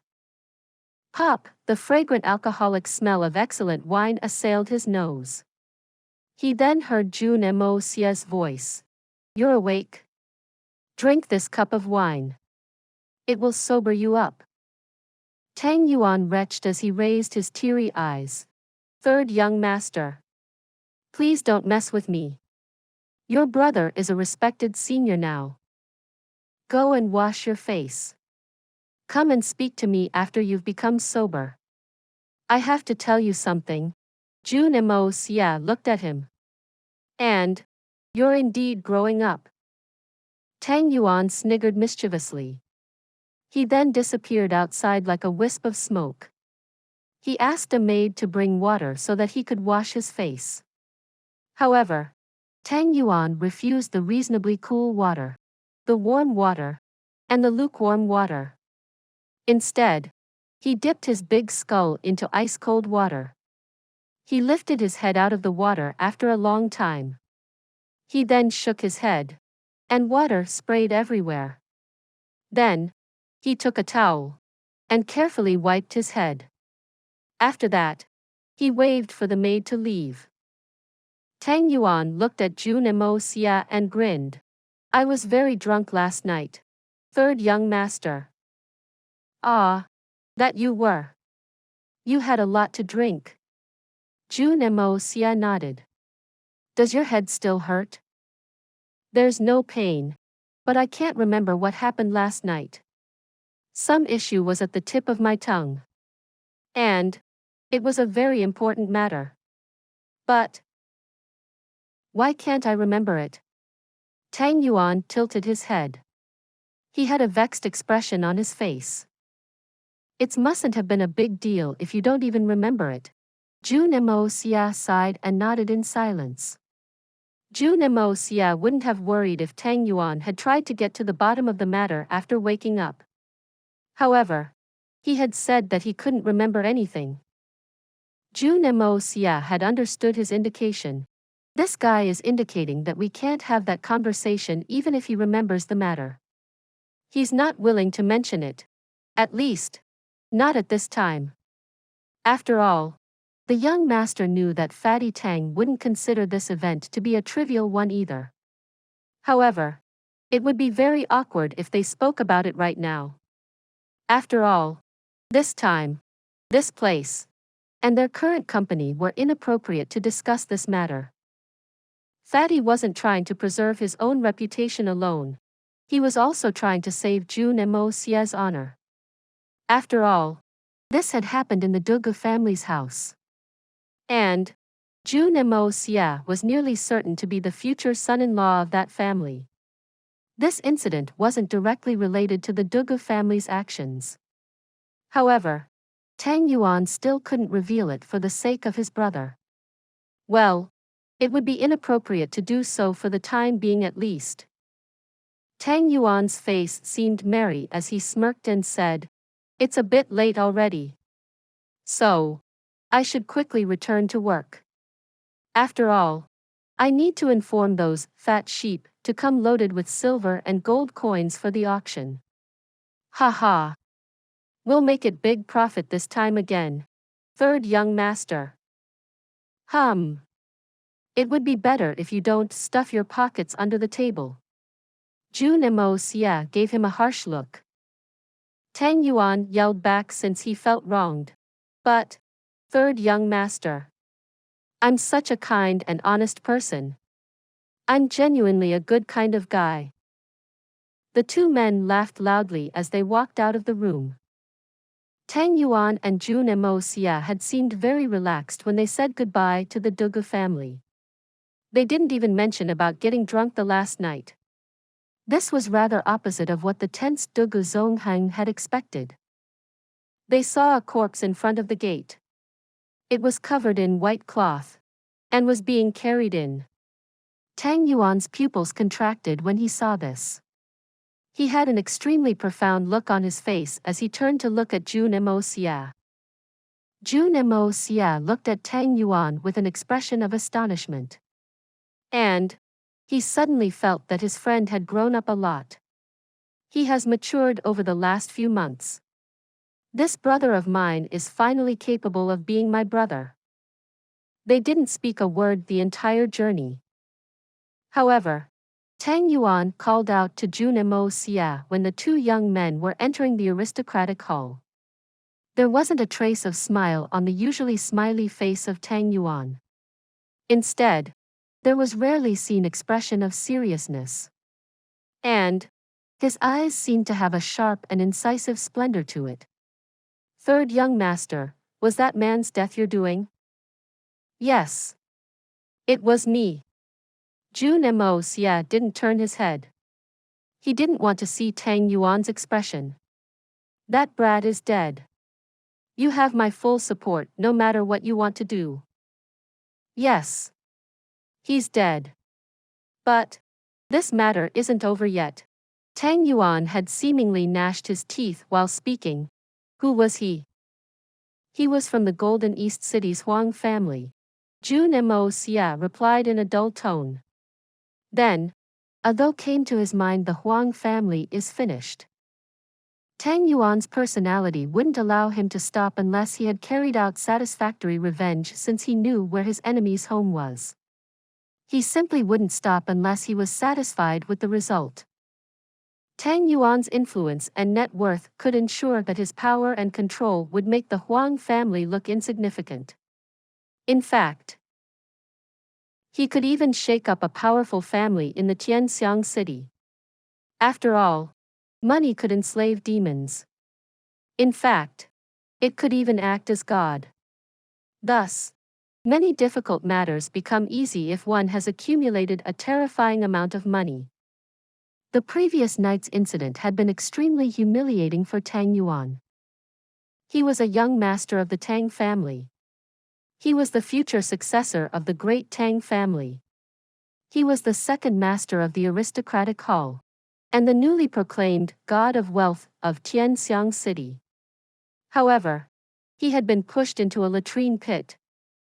No one with those four identities could ever bear such humiliation, even if he was drunk on wine. He couldn't take it lying under any circumstances. And only blood was capable of washing away such humiliation. Huang Shulu was dead. So, it was impossible for Tang Yuan to vent his anger at him. However, he still wanted to take revenge. Therefore, the Huang family of the Golden East City was bound to face a tragedy. After all, it had become the object on which Tang Yuan would take out his revenge for the humiliation he had suffered. Jun Moxie could imagine how fierce Tang Yuan's revenge would be. In fact, the sight of it would be so appalling that even the heavens would be shy from it. After all, some innocents would also get caught in the midst of it. However, Jun Moxie wouldn't prevent Tang Yuan from taking his revenge. After all, Tang Yuan would never be able to raise his head if he didn't do this. He would always feel ashamed as long as the name of the Golden East City's Huang family continued to exist. This was merely a psychological issue. But it would spread darkness in his heart. And that darkness would plague him in every aspect of life. Golden East City's Huang family? That is a very big family. Tang Yuan sneered as these disdainful words of destruction exited his mouth. I'll make them very happy. I'll tell them to wait for Grandpa Tang. Then, he turned his head and spoke extremely slowly. I need to use the aristocratic hall's strength.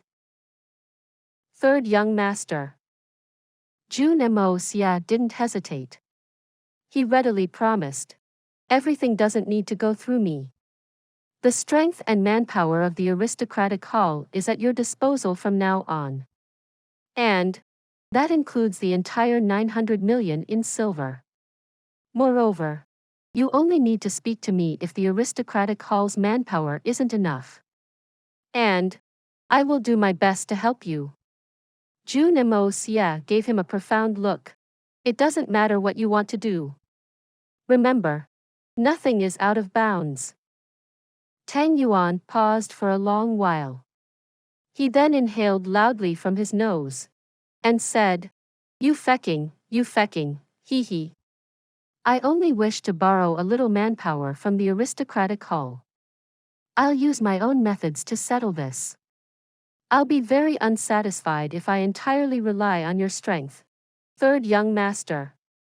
But I'm certain that my current strength is enough to solve many problems. Tang Yuan's words had undergone a drastic change.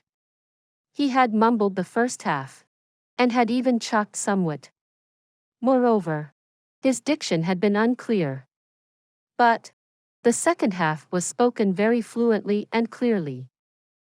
It symbolized that Fatty had smoothly managed to control his emotions in this brief moment.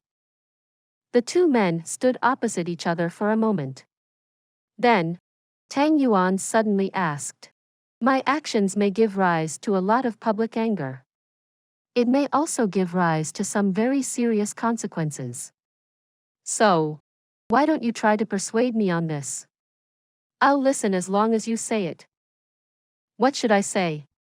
You genuinely want to hear what I have to speak? And will you be happy even if you listen to me? So, why should I make my brother unhappy for outsiders? Jun Moxie spoke slowly. I've said that I'll deem your actions right, no matter what you do. This may give rise to a strong opponent. But we'll face them together. If we die because of it, so be it. What's the worst that can happen? This is a world where the strong prey on the weak. It's a society where a clenched fist is the ultimate argument. So, we can say nothing if we die in case we're weaker than the opponent. But why should we submit to humiliation if our strength is greater than them? Anyway, who the feck thinks so much and so far into the future? Did I take the public's approval before I dealt with that matter a few days ago? Were the consequences very trivial? But why can't my brother do it if I can? Tang Yuan remained silent for a long while. He then solemnly patted Jun Moxie's shoulder. You're a good brother. Suddenly, a strange splendor enveloped Fatty's round and plump face. He then grabbed Jun Moxie's hand and sniggered in a mischievous manner. Come and take a look at my wife's face. Jun Moxie shrugged his shoulders. That sudden change in Tang Yuan's complexion had somewhat baffled him. So, he forced a smile and followed him inside. Jun Moxie saw Sun Xiao Mei's back and felt alarmed upon noticing the extremity of the change. She was still tall, but her previously solid and thick frame had disappeared. It had been replaced by an incomparably graceful figure. It seemed that she possessed the charm and grace even the companions of the gods couldn't match. Such was the temperament she possessed. She could leave a man with an impulse to commit a sin. Jun Moxie gasped in surprise. It had only been 3 months. But the change that she had undergone had scaled the difference between the heaven and the earth. Moreover, such changes were apparent in both the husband and the wife. The sharp increase in Fatty Tang's weight was a huge miracle. And Sun Xiao Mei seemed like she had been born anew. She had transformed into a beauty from the shape of a big and bulky man. Hi, beautiful. Jun Moxie called as he walked past. Jun Moxie. Sun Xiao Mei was surprised when she heard Jun Moxie's voice. So, she turned around, but only to hear Jun Moxie's blood-curdling scream. He spoke up in an extremely pained tone. How could this be? I wanted to commit a crime when I looked at her from behind. But I suddenly find it reasonable to defend myself after I've seen her face. It's too frightening. Tang Yuan also wanted to cry, but didn't have tears. He said, "She can make anyone lose their wits if you look at her from behind. But she can scare away 1,000,000 men once she turns to face you. Are you convinced now, Third Master Jun?" Please subscribe to this channel so that we are more enthusiastic in providing the best video for you. Chapter 477. Tang Yuan's Romance. Sun Xiaomei's face was covered in acne and pus. The scores of pimples and warts had spread over her face like a forest. It didn't look like a woman's face anymore. In fact, it didn't look like a person's face. Only the black and white of her eyes could be seen on her face. However, they were glaring fiercely at Tang Yuan, and it seemed as if they were on the verge of shooting flames. "Oh, my God!" Jun Moxie's face revealed a fake expression of fear. He had tried to make it look as if he had seen a ghost. Sun Xiaomei nearly stamped her feet in anger since she was being mocked by those two hateful men. Young Lady Sun's physique had transformed in its entirety, but her innate temperament hadn't changed one bit. She had been somewhat afraid of young Master Jun when she had raining curses at him after that matter with Princess Ling Meng. But he had jeered at her appearance at this time. And that was something she couldn't endure. So she rose above her fears and shouted, "Do you two men wish to court death? You're mocking me instead of thinking of ways to help me. Do you need a beating? Hee hee. We've dared to mock your face. But this indicates that we have a cure for it. We wouldn't be mocking you otherwise. Young Lady Sun is very intelligent.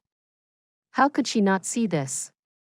Jun Moxie clicked his tongue and tilted his head as he looked her over. He then spoke. "However, the young lady's current beauty is too rare a sight. So I need to appreciate it very carefully. After all, I may not be able to appreciate it later." Sun Xiaomei became angry and anxious. She covered her face and started to stamp her feet. Then, the young lady suddenly let her leg fly while stamping her feet and kicked Tang Yuan's posterior. "Fatty Tang! You bring your brother here. And he mocks me after he looks at me. And that too at my face. What do you think I am?" Tang Yuan screamed upon receiving the kick. He then clasped his posterior and implemented, "Third young master, please start quickly. Have pity on me, brother. This hag has been driving me insane these past few days. Even my merry and great appetite has started to wither." Jun Moxie laughed mischievously as the sound of his fingers' snaps echoed. He smiled and said, "Wow, she's genuinely someone with a devilish face yet an angel-like body." Tang Yuan fled with a whooshing sound. "I'm going to arrange that matter regarding the gold and silver coins for the auction. Third young master will treat you, slowly and steadily. And I'm certain that you'll get rid of your illness with the help of his medicines." "Dang! You're going to leave your wife to me like this? You must be feeling very happy." Jun Moxie let out a scream of horror. After all, he had been left to face that terrifying face on his own. Jun Moxie's courage could certainly soar to the heavens on ordinary days. However, even his nerves had started to fail him at this juncture. "Haha, you won't bully your friend's wife. Can't I even have that much faith in the young master? I would have felt slightly uneasy about leaving her to a pervert like you if her face was fine. But now, it depends on your ability." Tang Yuan's voice echoed from the distance. However, he had gone so far that his last words didn't even reach their ears. "This is such a terrible loss." Jun Moxie sighed. He snapped his fingers and let out a low whistle. Then, he said as his body moved forward, "Come here, girl. Let this brother take a look at." A whoosh sound was heard as a knife flashed. It nearly cut Jun Moxie's fingers. Jun Moxie laughed as he dodged it. "You're a very violent girl. Fatty will have a very happy future." Jun Moxie finished Sun Xiaomei's treatment after a while. Sun Xiaomei's illness wasn't that serious if truth were to be told. After all, it was merely a case of hormonal imbalance. There was no place the poison could be drained from. Therefore, it had gathered on her face. It was certainly an incurable disease as far as that era's medicine was concerned. But it was an easy thing for Jun Moxie. This problem couldn't be compared to that of his third uncle, or even old man Dugu. In fact, this was a piece of cake. He initiated the art of unlocking the heaven's fortune, and the pure aura traveled into the meridians above Sun Xiaomei's neck. Then, it pushed forth onto her face. She felt cool on her face as this happened. In fact, it was a very pleasurable sensation. But this pleasurable feeling lasted only for a moment. After that, she suddenly felt a piercing pain, as if tens of thousands of ants were crawling on her face. The pimples on Sun Xiaomei's face had burst by the time Jun Moxie withdrew his hand. However, a lot of pus had flowed out on her face as a result. Jun Moxie stretched his hand several times. But he felt too embarrassed to do it himself. Therefore, young lady Sun herself got some water to wash her face. Sun Xiaomei tried to wash her face with cold water. However, the creases on her face made her feel very uncomfortable. The many pimples which had ruptured by now had also started to itch very severely. And she eventually couldn't help but scratch them. But the young lady couldn't help but feel the thin layer of skin there as she did this.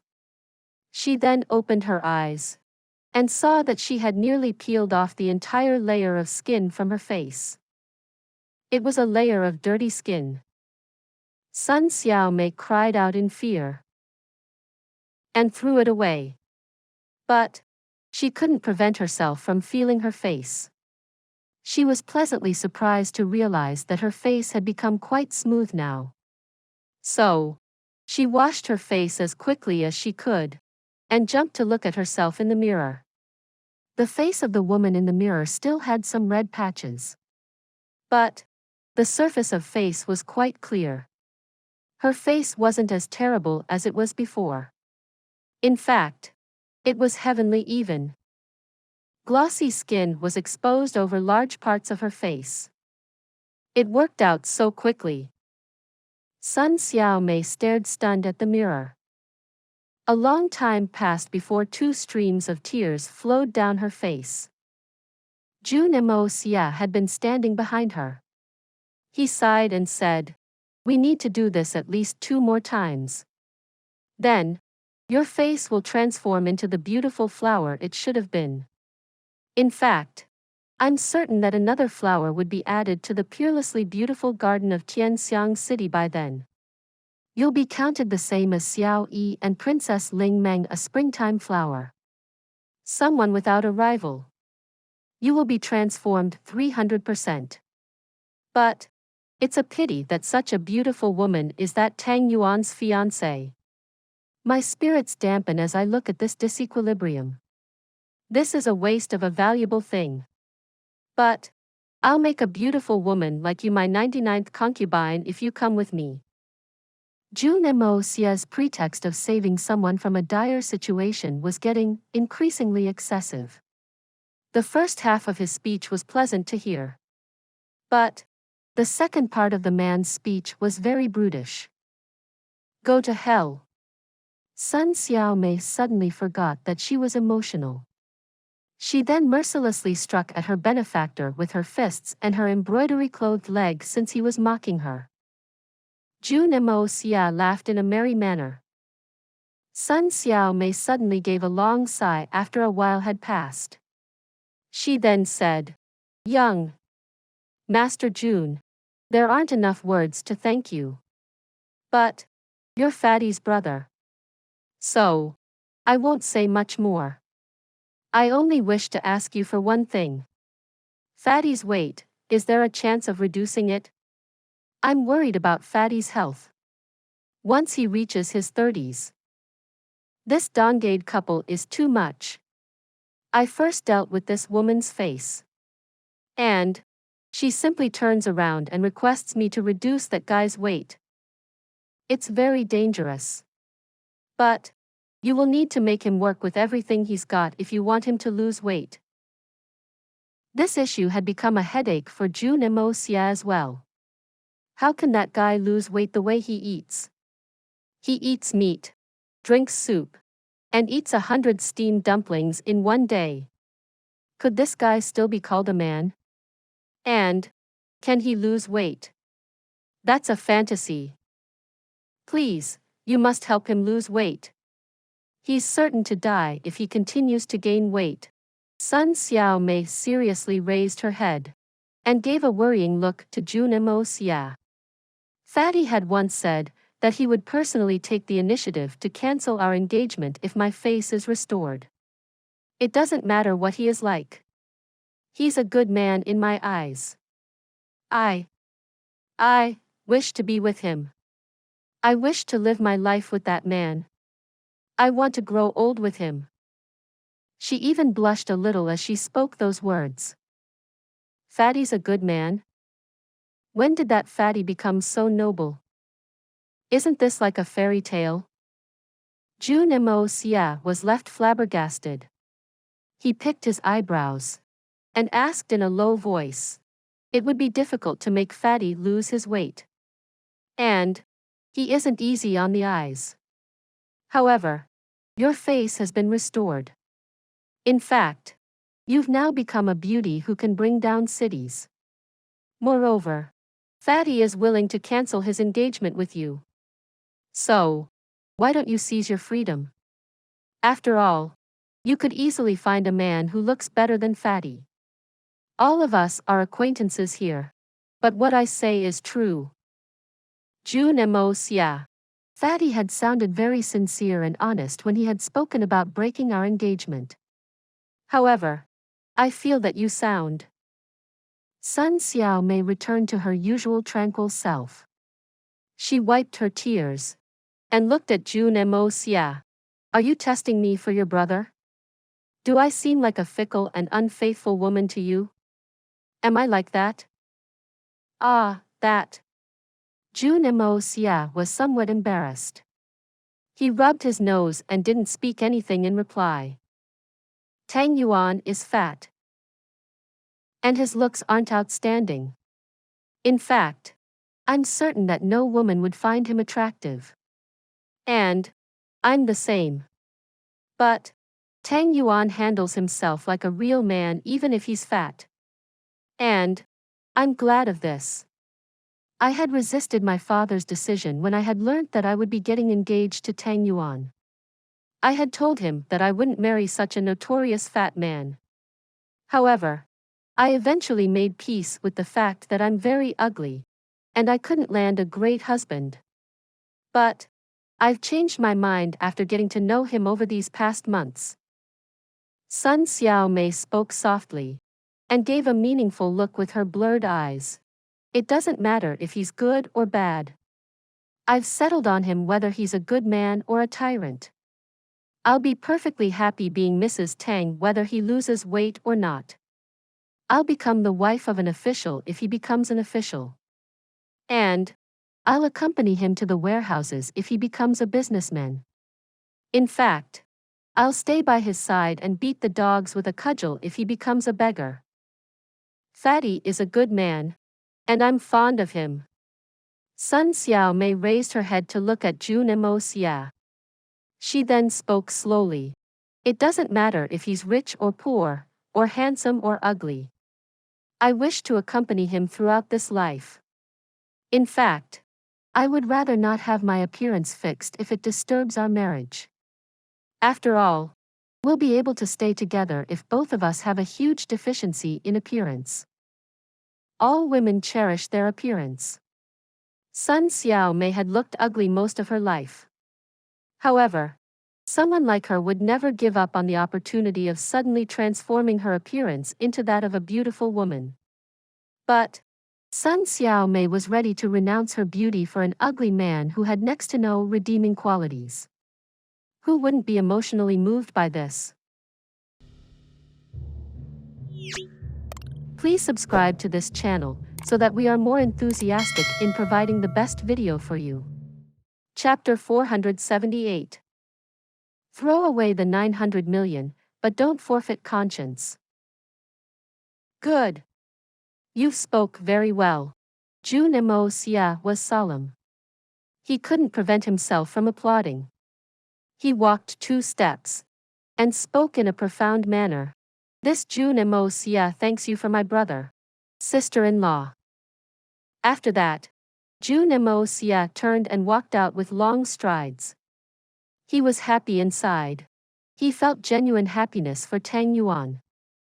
I'll become the wife of an official if he becomes an official. And I'll accompany him to the warehouses if he becomes a businessman. In fact, I'll stay by his side and beat the dogs with a cudgel if he becomes a beggar. Every man dreams of this kind of love. Fatty Tang's life will never be in vain since he has found this love. You still haven't told me if there's a way to make him lose weight. Sun Xiaomei anxiously called out from behind. Jun Moxie stopped with his back towards her. He then raised his hand and gave a thumbs up sign. Then, he laughed heartily. I will always do whatever I've promised. Nothing in this world is impossible for this Jun Moxie. However, you mustn't feel sorry for him when the time comes and you see him suffer. Moreover, I hope that you'll always remember what you've said today. I've taken it to heart. Sun Xiaomei stood there as Jun Moxie's figure disappeared from there. She snorted and said, What was that for? I hope that you'll always remember what you've said today. You've taken it to heart? Do you think I'm taking this lightly? Do you think I joke around with my feelings? This is truly laughable. I'm not a man, but I still take responsibility in my heart. Tang Yuan didn't hold his tongue while ordering people around. Orders incessantly flew out of his mouth in a smooth manner. After that, Hai Chen Feng arranged the aristocratic hall's manpower. Each one of them obeyed the orders and quickly moved out. And they used any means to travel to every nook and corner of the continent as per Tang Yuan's order. Jun Moxie also heard a few words. He could hear Tang Yuan speak that the bone-tempering pills were directed towards the Xian families of the continent. After all, these bone-tempering pills were tailor-made for those Xian and military families. Tang Yuan's primary goal was quite clear.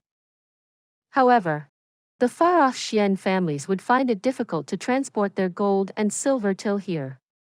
But Jun Moxie suddenly had an idea: these people can bring their silver tickets to Tianxiang City.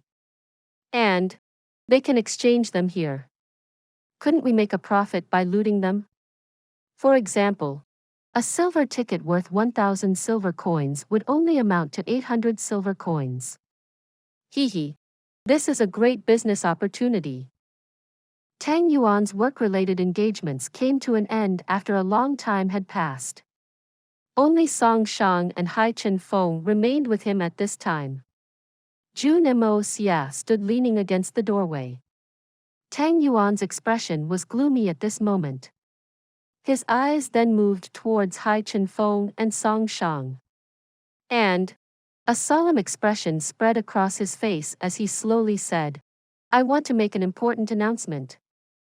Hai Chen Feng and Song Shang rolled their eyes. After all, they would get saddled with bitter work every time Tang Yuan would speak like that. And it seemed like this time wouldn't be an exception either. We have to launch a decisive attack on the Huang family of the Golden East City. We must attack them from all sides, whether it is land or water. Use everything in our arsenal. And even the things we don't have. Use both light and dark methods. Don't stint any costs. Ignore any collateral damage. But we must destroy that family as quickly as we can. Tang Yuan emphasized each word. Hai Chen Feng, I request you to make use of your contacts. Get in touch with the administrations of the underworld gangs inside the Golden East City. Commit any means of crimes necessary. Cause commotion, threaten, kidnap, and blackmail the Golden East City's Huang family. Kill any officials of the Golden East City who dare to assist the Huang family. I'll deal with every consequence. Tang Yuan's plump face had a rarely seen murderous look on it. He smiled and said in a cold manner, "Wait till the Huang family is in a tight spot. And bring them to me when that happens." What is the estimated amount of funds you're expecting to spend on this? Hai Chen Feng frowned. He asked in a worried tone. It must be mentioned that this is an all-out attack against a reasonably powerful family. Can our aristocratic hall afford the expenses of getting over with it in a short period of time? He secretly wondered. This guy is usually smiling like the Buddha. So, what offense did the Golden East City's Huang family commit against Tang Yuan to force him into scheming against them like a ravenous wolf? This Huang family is truly out of luck. I'm employing you along with all the resources of the aristocratic hall for this matter. And I'll use the Tang family's resources if that isn't enough. After all, I'm the future successor of the Tang family. An extremely cruel light flashed in Tang Yan's eyes as he replied in a low voice. Young Master Tang. Is young Master Jun aware of this matter? Song Shang frowned. I know. And I support this with my full strength. Everything will be done as per Tang Yuan's orders. Tang Yuan is the main proprietor of the aristocratic hall. And his orders are of the highest importance. So, you don't need to question them, you mustn't question them. Jun Moxie uttered in a low voice. He had been leaning at the doorway, but hadn't uttered a word until now. Therefore, no one had noticed his presence. Hai Chen Feng and Song Shang quickly jumped up to greet him. We'll do it. There's no problem if that's the case. Hai Chen Feng became calm and walked forth.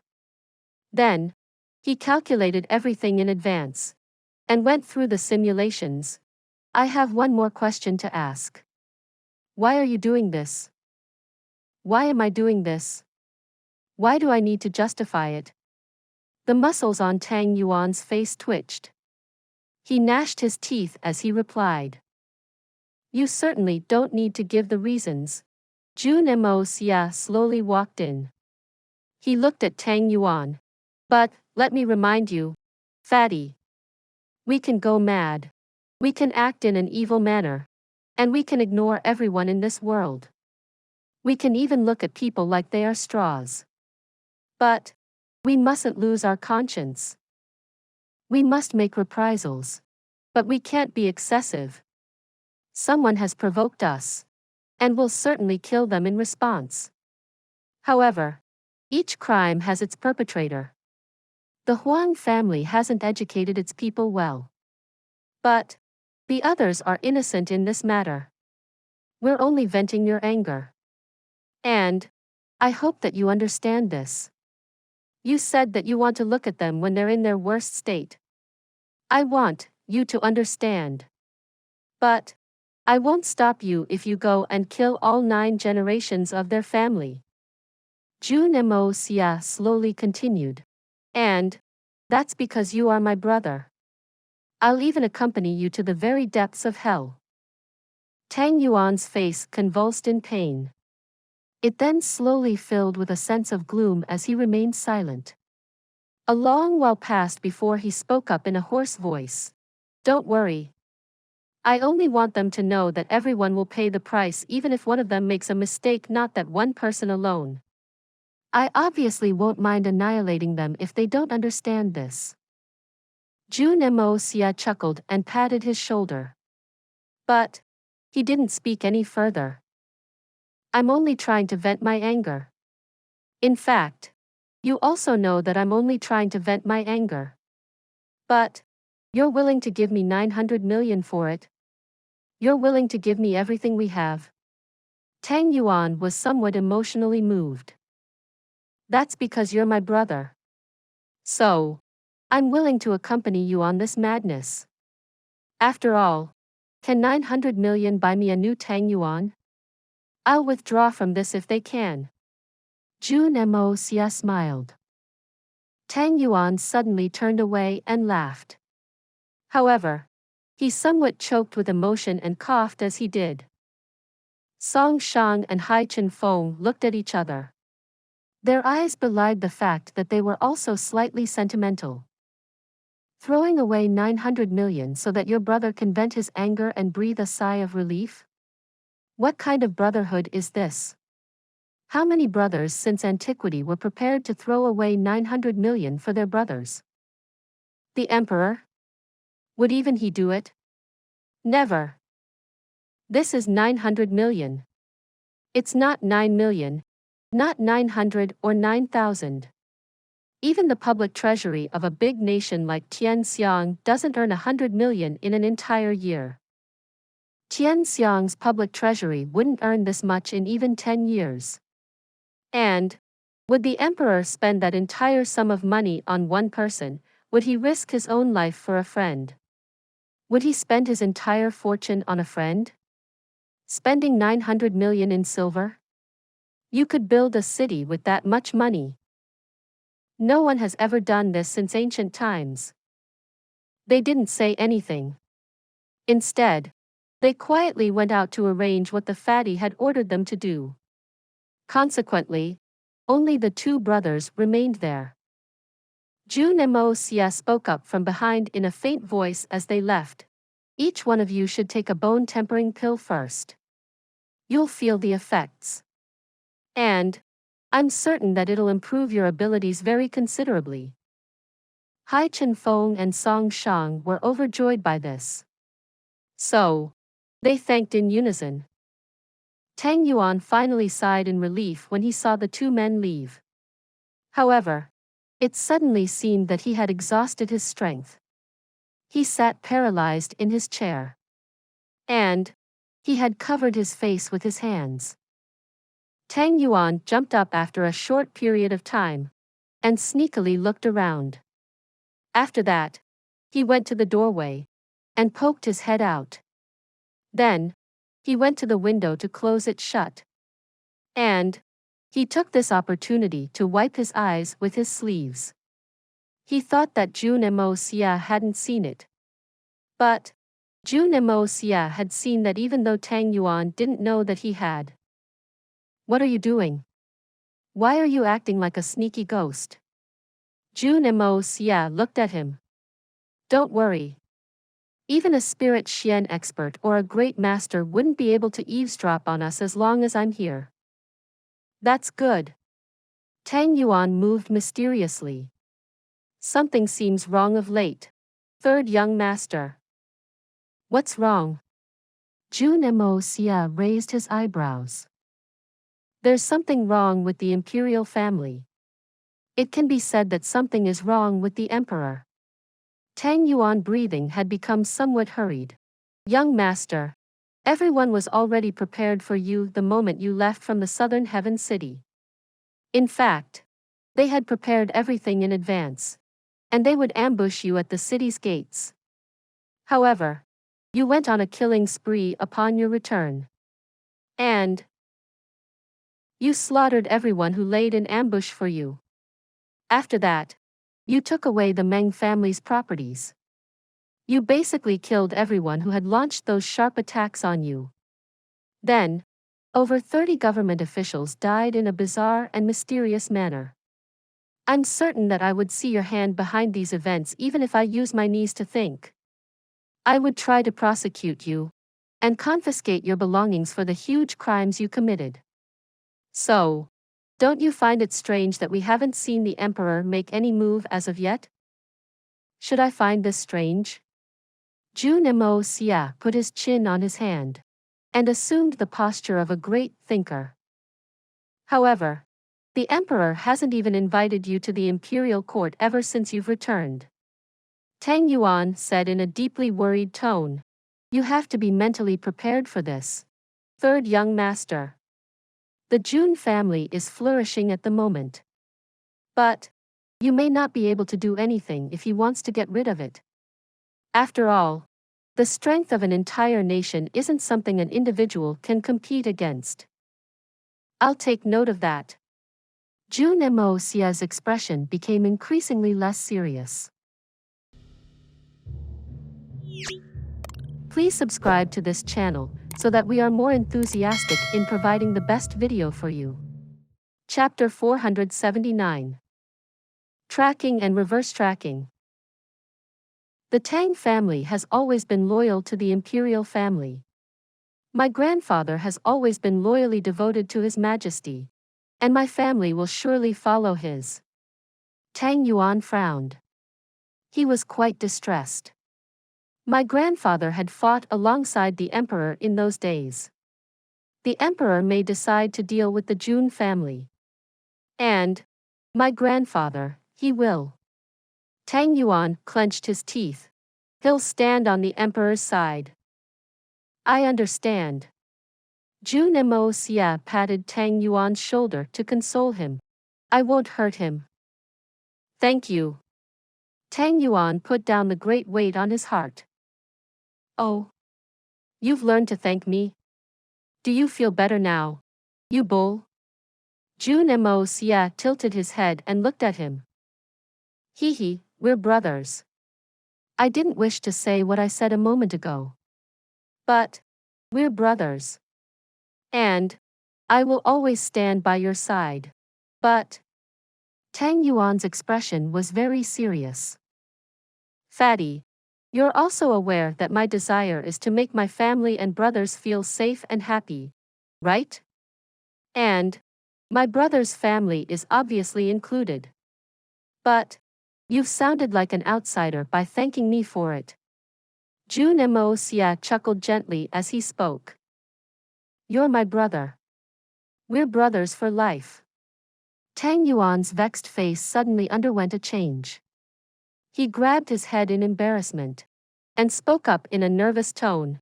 Third young master, that matter needs to be settled. But it can't be known to anyone in the family. And Sun Xiaomei can't learn of it either. Otherwise, I'll be so embarrassed that I'll never be able to show my face to anyone. What can't be known to anyone? Are you speaking of that matter? Dang! Jun Moxie jumped in surprise. Then, he started to pace around the room. Why didn't you say so before? You see, I spoke of it only a moment ago. I wasn't careful. And it slipped out in front of her. Ah, that entire matter. I thought that you were husband and wife. So, it wouldn't be much. Ah, blame me for it. Blame me. I'm so stupid. Tang Yuan thought that he was playing a joke at first.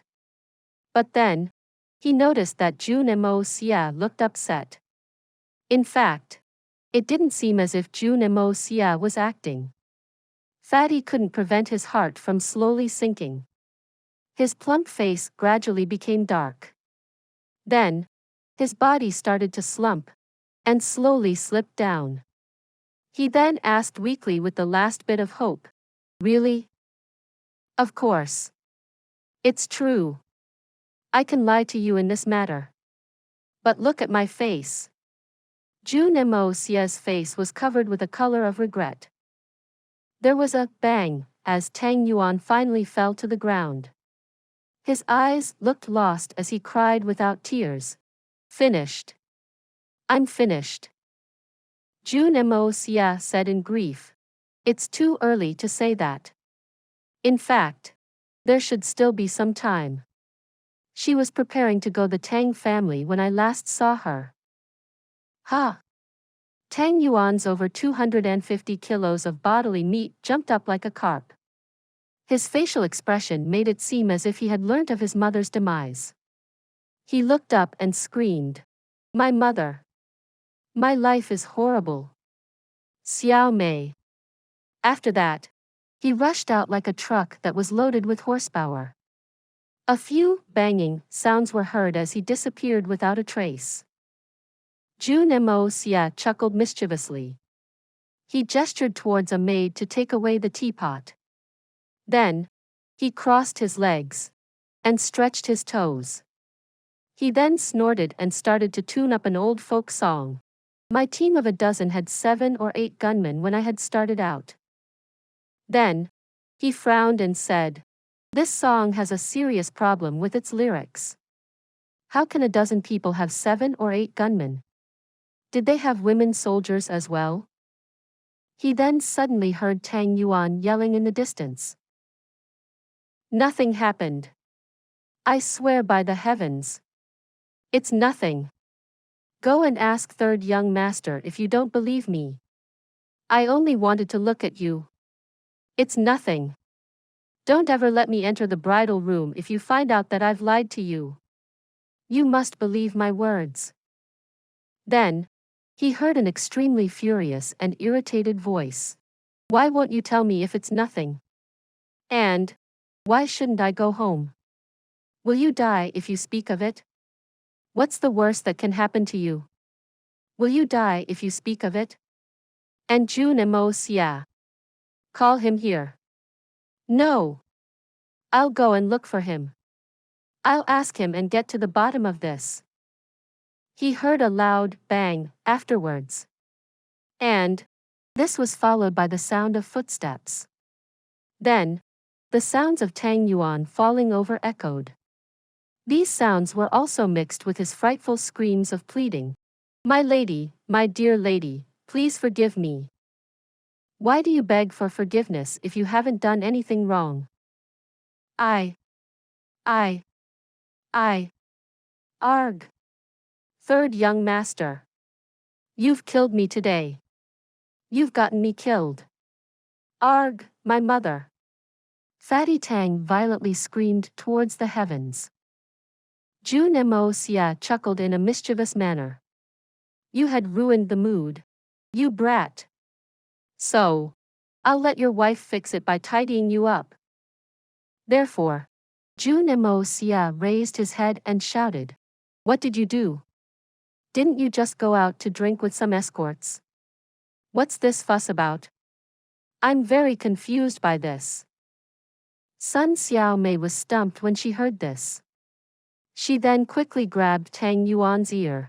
You fat pig. Didn't you say that you were accompanying the third young master to the Dugu household? You brat. You went drinking with escorts. Ha! You're great. You're really great. Tang Yuan started crying to find some tears. How could he explain it? This explanation was obviously wrong. But, giving the correct explanation would be worse. Therefore, he could only scream his throat hoarse while he cried in a daze. Dear lady, look at my belly. How could I be drinking? And, which girl would accompany me? It'd be crushing death. Jun Moxie sniggered as he spoke. Oh. I suddenly remembered something. Then, fled away and his body disappeared from the scene. However, he could still hear the mixed sounds of kicking, punching, and interrogation in the background. Jun Moxie felt very relaxed in his heart as he drifted out to the street with a whooshing sound. However, Jun Moxie suddenly felt as if someone was following him. So, he sped up and took turns round many corners.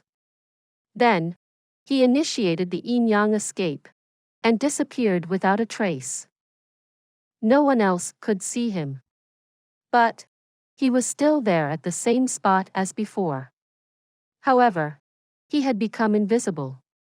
Nothing strange happened for a while. So, he started to doubt his suspicions. But that was when a flash of green light occurred, and he felt a chilling sensation over his entire body.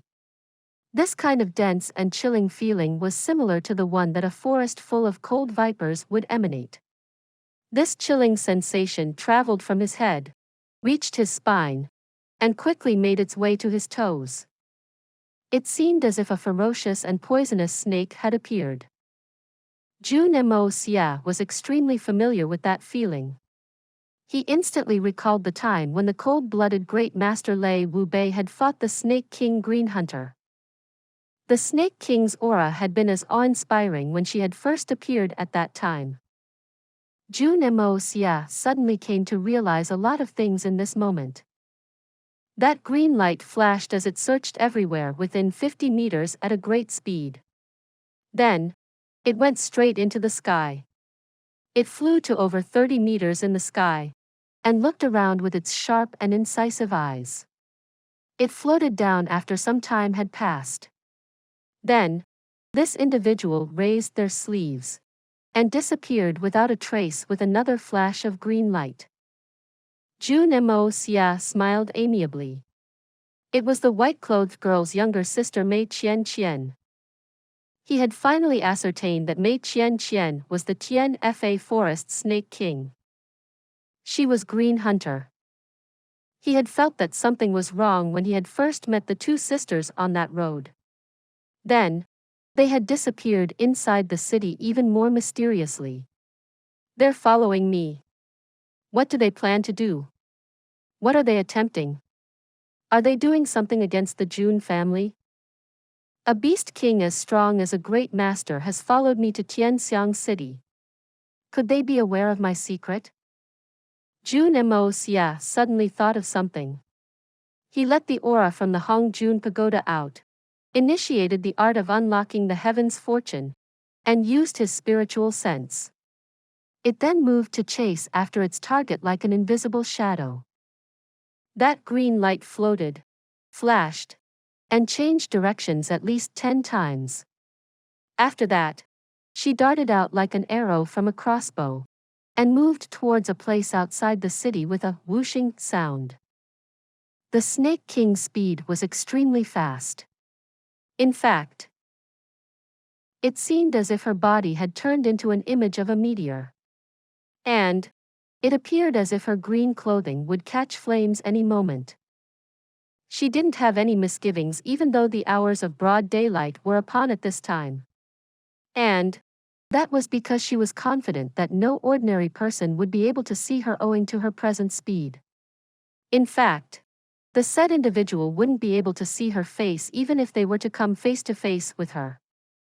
They would only feel that a sudden and cool breeze had blown past them. But they would never suspect anything else. I believe that even a talented Xian expert wouldn't be able to see me unless they were at the Sky Xian realm. In fact, even a Sky Xian expert would have to focus their entire power in their eyes. And they would then have to stare towards the path I'm taking with extreme attention in order to see me. And in case someone wanted to track me. The Snake King was confident that even the world-renowned solitary falcon wouldn't be able to catch up to her in a short period of time. This lightning-fast speed was the Snake King's innate skill. And no ordinary human could accomplish such ultra-fast speeds. Consequently, the Snake King had left the city within moments. What was worth mentioning was that she had dashed past the 15 to 18 meter tall city walls with ease. It had seemed as if the city's walls were like flat ground to her. In fact, the city walls were like flat ground for the Snake King. Moreover, the Snake King hadn't used even the slightest of her strength to achieve this flight of fleet. The speed of her flight hadn't reduced one bit, but her body had slowly started to get nearer to the ground. She eventually reached the nearest point over the ground. Then, she extended her toes and dashed forth at an even greater speed. A withered tree trunk swayed behind her in a gentle manner. Green Hunter is worthy of being the Snake King, Jun Moxie admired in secret. A regular person wouldn't have been able to attain such high speeds. In fact, I believe that even the solitary falcon wouldn't be able to do it. After all, he's a human. It was the innate ability of one of the great beast kings from Tianfa forest. No one could learn it. The Snake King continued to rush out at a crazy speed. Consequently, she had traveled a dozen kilometers away from the city within a few moments' time. A mountainous forest appeared in front of her soon after. And the woods grew denser and lusher as she continued onwards. However, her slender body suddenly paused. And she abruptly stopped moving even though she had been traveling at that immense speed. She then suddenly rose up into the air like a rocket. And it seemed as if she was ready to hunt. She then suddenly looked back. And her lovable, charming, and innocent-looking face got exposed in the air. Her green clothes whipped at the air, and the hem of her gown fluttered over the earth as if she was an immortal. However, she had also emanated an extremely sharp killing intention. Her eyes were clear and cold as she looked behind her with a sharp gaze. The Snake King's imposing and earth-shattering aura rose violently. And all the plants and trees in the vicinity of several hundreds of meters were stricken down as a result. She had sensed that someone had been following her. Please subscribe to this channel so that we are more enthusiastic in providing the best video for you. Chapter 480. Sees the two pretty women again. Jun Moxie's body was pushed away by that violent and fierce aura whilst in his state of invisibility. And he fell scores of meters away like a kite which had its string cut. He couldn't help but feel like yelling out. It was fortunate that he was invisible at the moment. Otherwise, his body would have been revealed. And it was evident that the Snake King was an even match for the great masters. The Snake King looked around for a long time, but didn't find anything strange. She couldn't help mutter in surprise. I'm sure that someone was following me. But why is there no one around right now? Was I imagining things? That can't be true. How can I imagine things? Therefore, she carefully looked around again, but still didn't find anything behind her. Her body then flashed, and she quickly descended to the ground. There was no sound or movement from the undergrowth as she stealthily hid there. And she was now intently observing the area in silence. The look on her face was that of confidence and calm. It seemed as if she could wait there for an indefinite period of time. This meant that the person who was following her wouldn't be able to find a trace of her. Therefore, the said individual would have no choice but to come out in order to look for her after some time had passed. However, they'd become the target of a formidable attack from the Snake King once they came out.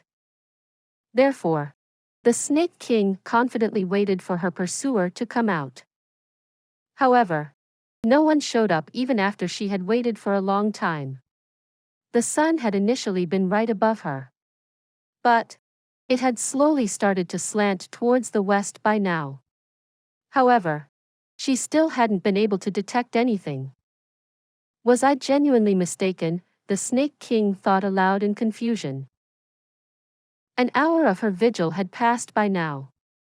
My follower would have had to come out in order to examine the circumstances by now, even if they've reached the level of the strongest of the great masters. Unfortunately, the Snake King was unaware that the person she was waiting for wasn't very far away from her. Jun Moxie was the king of assassins of his generation. He would have already died about 800 times by now if he didn't have patience which far exceeded that of a normal person. Moreover, Young Master Jun could also achieve an amazingly stealth state since he could draw support from the yin-yang escape. In fact, he believed that he would have been able to hide his presence with ease even if he were up against a dozen enemies. However, the young master's train of thought had taken a very strange turn at this time. He stared engrossed at the Snake King's prone figure as she lay on the ground. He couldn't help exclaim in secrecy, "That tight ass is so great. I feel that it's top quality. No. I'm certain that it's top quality. Ah. This young master wants to grope it. Will it feel even better than that little guy's?" The Snake King finally decided to give up since she didn't find anything after a long while had passed. But she was still on guard like before, and hadn't relaxed one bit. Her body was still on the ground as she started to move backwards. She appeared like a fish as she moved through the undergrowth. Then, she turned around without any visible movement or indication. This was followed by a whooshing sound as she quickly moved through the undergrowth. However, there were no visible signs of movements around the grass as her body suddenly disappeared in the dense foliage. In fact, it seemed that she hadn't brushed against a single yellowed leaf or withered grass even though it was early winter. A faint smile surfaced on Jun Moxie's face as he calmly continued to follow her. One could avoid being followed by people or animals if they followed strict anti-tracking methods.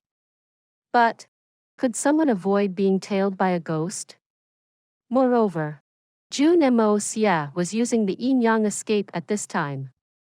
Therefore, he was moving at lightning speed whilst maintaining a presence that was as faint as that of a ghost. The Snake King didn't find any sign of her pursuer as she continued to move into the forest. She had been suspicious throughout her journey, and had changed directions several hundred times. But she still hadn't been able to rid her heart of that subtle feeling of being followed. And this helplessness had brought one of the greatest of Tianfa's Beast Kings to a state of near crumble. These Beast Kings had an innate ability which was able to sense that they were being tracked even though the young master was using such a marvelous tracking technique. This could even be called the beastly instinct by normal people. Or maybe even a sixth sense. Jun Moxie was using the ingenious yin-yang escape.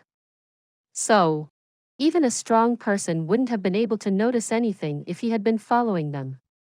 For example, the solitary falcon would have unknowingly led Jun Moxie to his lair if he had been in her place. However, the Snake King had discovered something unusual about the situation. In fact, she had sensed that someone was following her. And that in itself was something extremely unexpected for Jun Moxie. The Snake King was eventually pushed to the edge of her patience.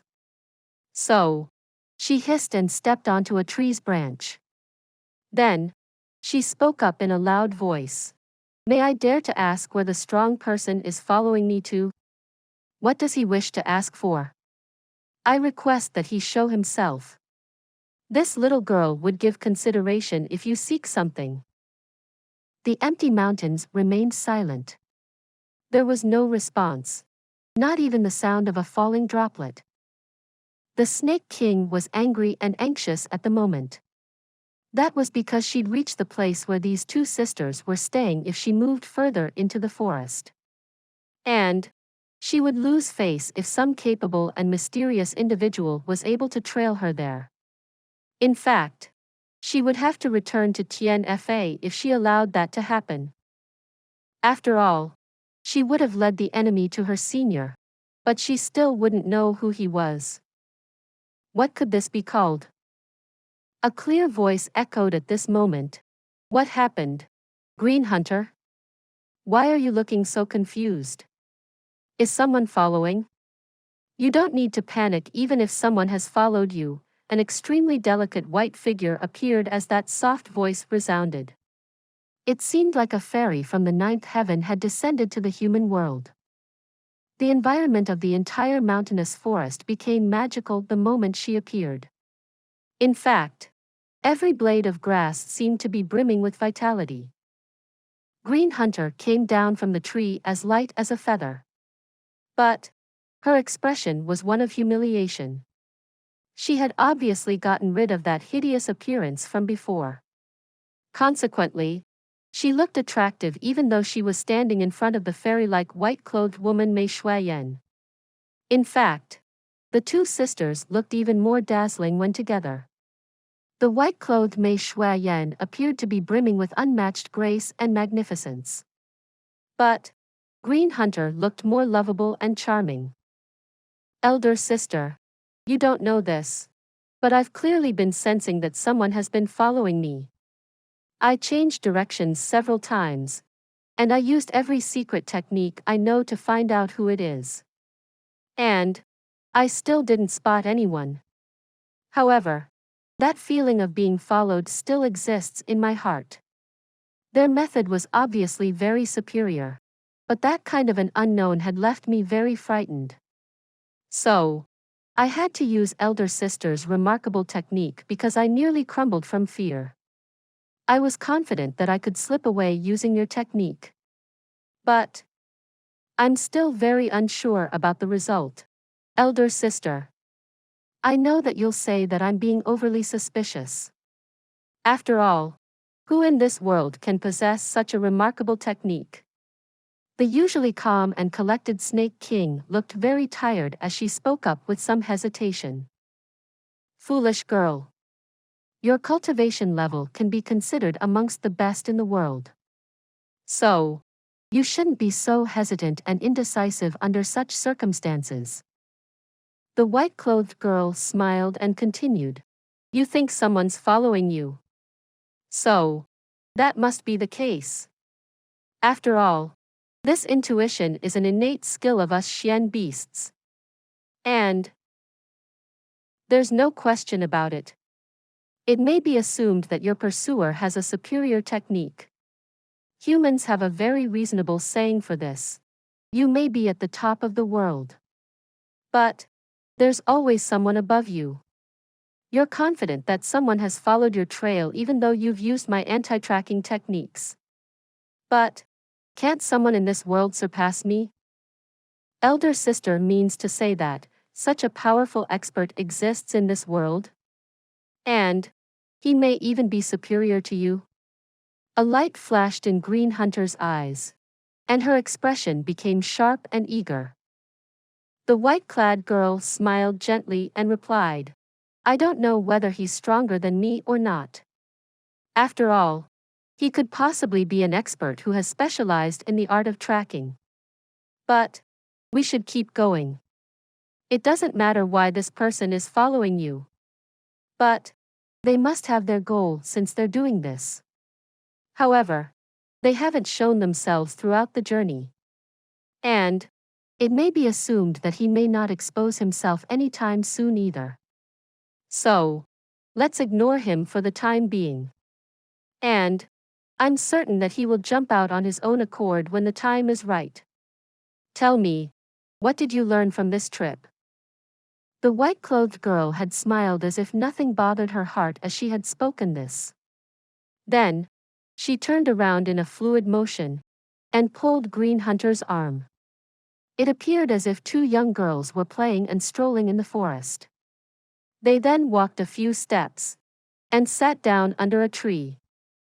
Young Master Jun had been in hiding this entire time.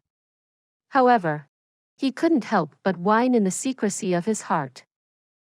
He had been around 14 to 15 meters away from the Snake King. But he didn't know why his heart was suddenly feeling a large and formidable pressure. In fact, he felt that he wouldn't be able to withstand this pressure even if he were to make successive breakthroughs. Moreover, he felt as if he would land himself in greater dangers if he forced himself to stay there. His heart had been repressed very tightly at this moment. Jun Moxie had never doubted his intuition. After all, this intuition had faithfully saved him uncountable times in the past. So, he stuck himself into a tree the moment he felt that feeling rise within his heart. yin yang escaping into a tree. He had entered into that tree the very moment the white-clothed girl had appeared in front of Green Hunter.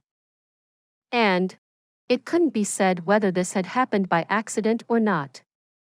But Mei Shuayan and Green Hunter had sat down at the roots of the very tree he had possessed. This is very good. The young master Jun Moxie didn't dare to move. He didn't dare to move recklessly even if he was still using the yin-yang escape. After all, there would be a small fluctuation in his aura if he moved. The fluctuation would be very minute. But those two women weren't to be trifled with. And they would surely sense it at such close a distance. Then they would start looking for him. He could certainly switch modes and become hollow if he wanted. However, he would need a small amount of time and space to do it. But he didn't have this luxury as things stood at this time. Moreover, Jun Moxie wasn't certain whether the white-clad girl had drawn the Snake King to sit at that tree on purpose. However, he absolutely couldn't dare to move since there was a chance that she might have done so intentionally.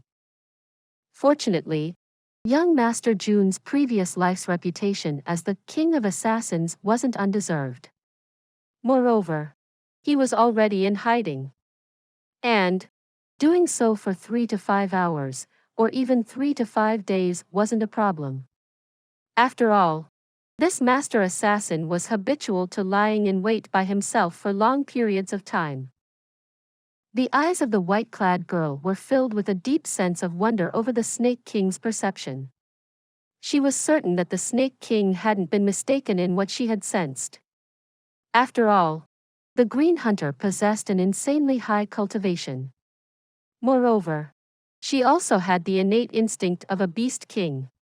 Therefore, the notion of her being overly and unnecessarily suspicious was next to being a big joke. It must be true if she has felt something. There's no other reasonable explanation. So, she determined that someone was following Green Hunter.